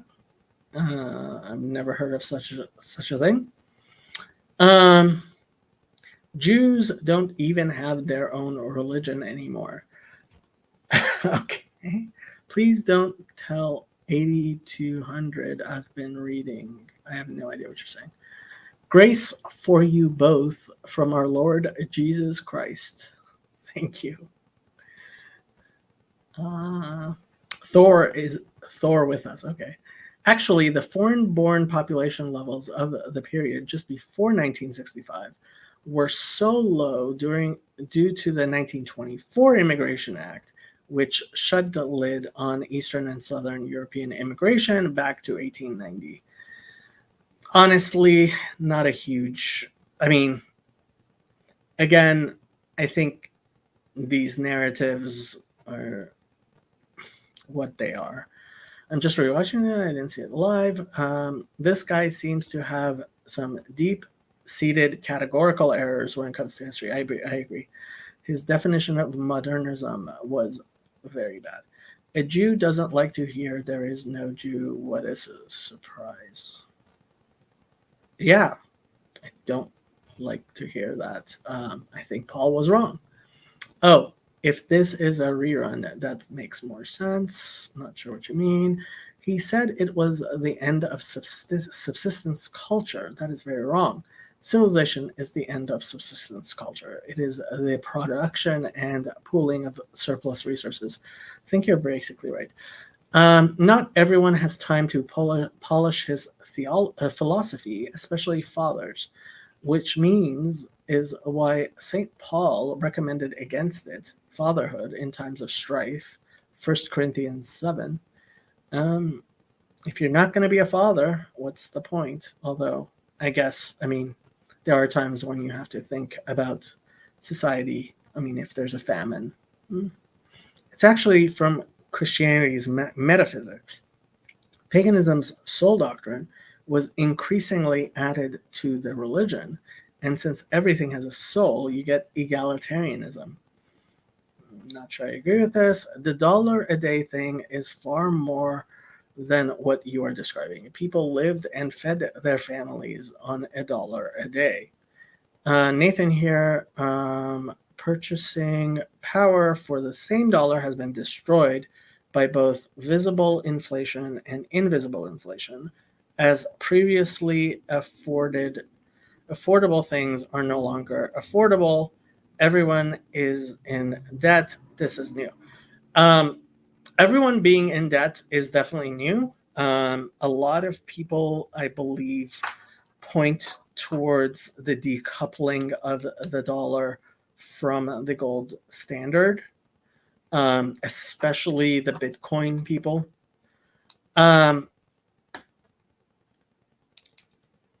Debt, you should never borrow money unless it is in order to make money. So,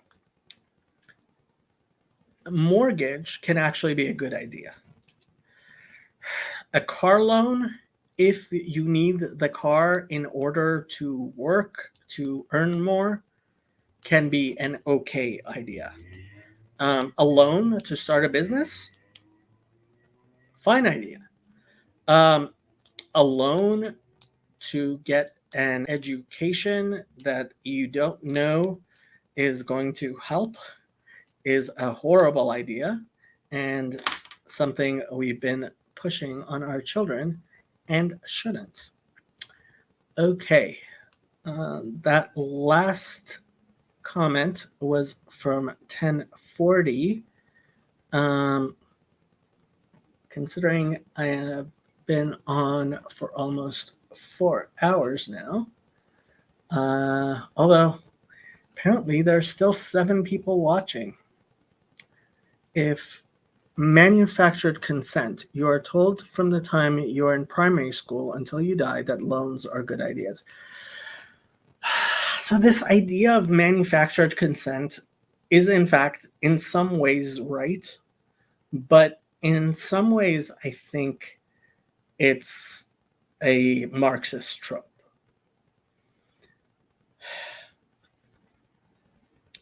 If you have a healthy family, if you have a healthy community, then your family and your community will in fact be helping you to accumulate wealth. Intergenerational wealth is a thing, is a good thing, and should in fact be something that, you know, we as human beings leave for our children. Why not? Well, okay, so now I'm going against the Talmud, because the Talmud actually says you shouldn't leave anything in your will, but most people understand that as you should in fact gift your children money during your life. And I actually think that's a large part of the problem, is parents no longer in fact financially assisting their children. We have the wealthiest, the boomers are just holding on to their money until they die, instead of helping their children and grandchildren, which is a problem. But healthy families and societies are fully dependent on healthy and whole races, tribes, and nations. The moment you unnaturally introduce foreigners into the community, you break the family. I don't see any reason to believe that. A healthy family is not based on race, tribe, or nation. A healthy family is based on a healthy family. And a healthy family is the backbone of a society. Introducing strangers should not affect that, because your relationship with your family should be strong. A people has a way, it exists because it works. The moment you change that, you open them to every destructive element. So again, I think this is the problem of leftism, and portraying anything that's reasonable as being somehow far right. It is only reasonable to say that society only advances through incremental change that is not universal, that is, something we allow people to adopt ideas as they view other people either succeeding or failing. And we've started being a society where we do the opposite of that. I mean, are the Andaman Islanders, the most isolated society on Earth, happy and healthy? I don't know about them particularly, but from everything I know about islanders, or even people who live in the jungles of the Amazon, or again, this is a narrative that I think is very popular in certain groups who are trying to figure out, how do we return to something basic that works? And returning to the basics is a good idea, because our society has gotten to a point where we're living in clown world. That's a problem. And if we were able to actually talk to each other in reasoned manners, which unfortunately is not the case, you would. I don't think you would see what's going on today. A healthy family cannot be comprised of different races, as those different races pull against natural cleaving. We are now societies that are unhappy because we split families. I am not talking about anyone else, but my people, not interested in humanity, in a Pacific tribe, or anything but the narratives of my people. So, Nathan, I mean, again, I think you have been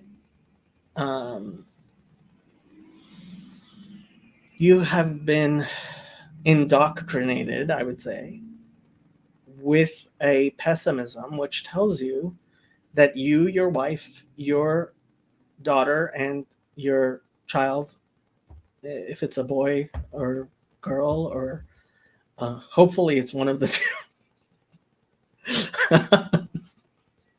Sorry, I had to make that joke. Can succeed, and I think they can. And I don't think you need to be. I don't think you need to be alienated from your family, and I think you are. And I think that's bad and sad. Yeah. I worry about you, Nathan. I do. Okay.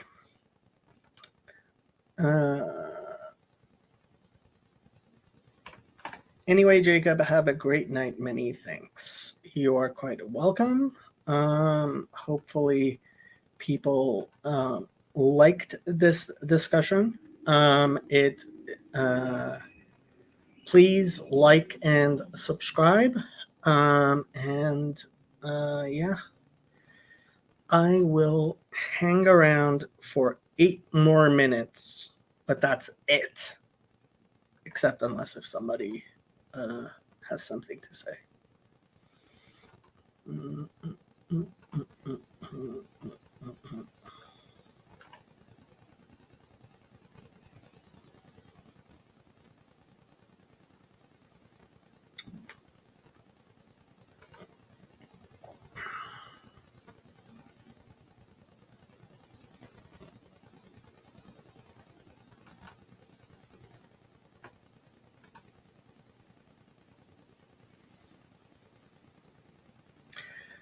What books by Tom Holland have you read, Jacob? Was he your way to PVK? That is how I found PVK. I have actually 2 of his books on my nightstand, which I bought after listening to many hours of him speaking. So I haven't actually read any of his books yet, but I have 2 of them on my nightstand.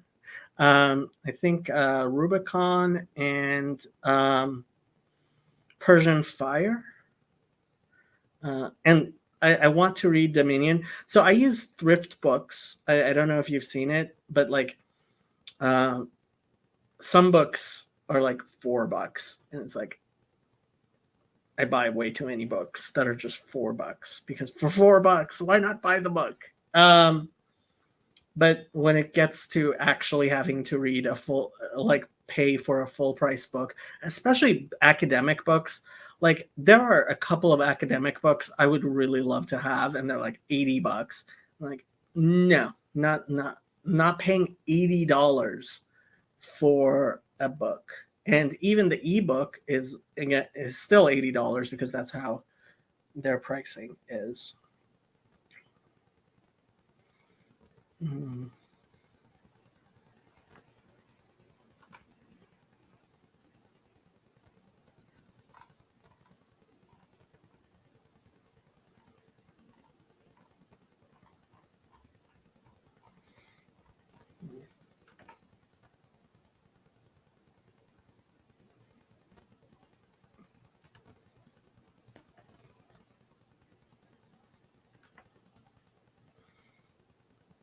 Yeah, it's so cheap. Yeah, me too. I'm such a bookaholic, and I don't end up reading it. Persian Fire is actually very pro Persian and sort of argues that our society is much more like Persian than Greece. So there's this idea that during the Babylonian captivity, Judaism was fundamentally reshaped, and post-exilic Judaism is very Persian, and then that led to Christianity being as it is. I don't know what to tell you. I mean, again, I don't do my own historical research. I know history from the narratives that I hear, and some of them I have problems with because of my religiosity, because yeah, I do believe in Judaism. See, this is the thing.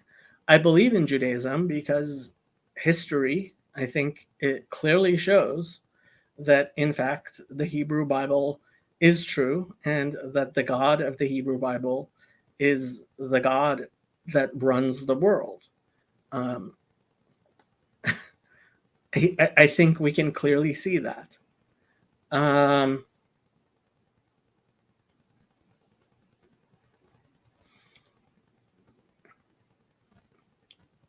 Beyond that, I mean, I care about what is real, but then there are narratives and there are discussions which go against that underlying belief structure, which then makes me question things. We all have our biases. I can't. We have how we understand things, and I think, again, we form those in conversation with other people, which is why conversation is so important. Anyway, I'm rambling. It's getting late. I still have to do my exercises so that I will not be as fat as I am. So I am actually going to bid adieu. Good night, everybody. Be well. I look forward to your comments below.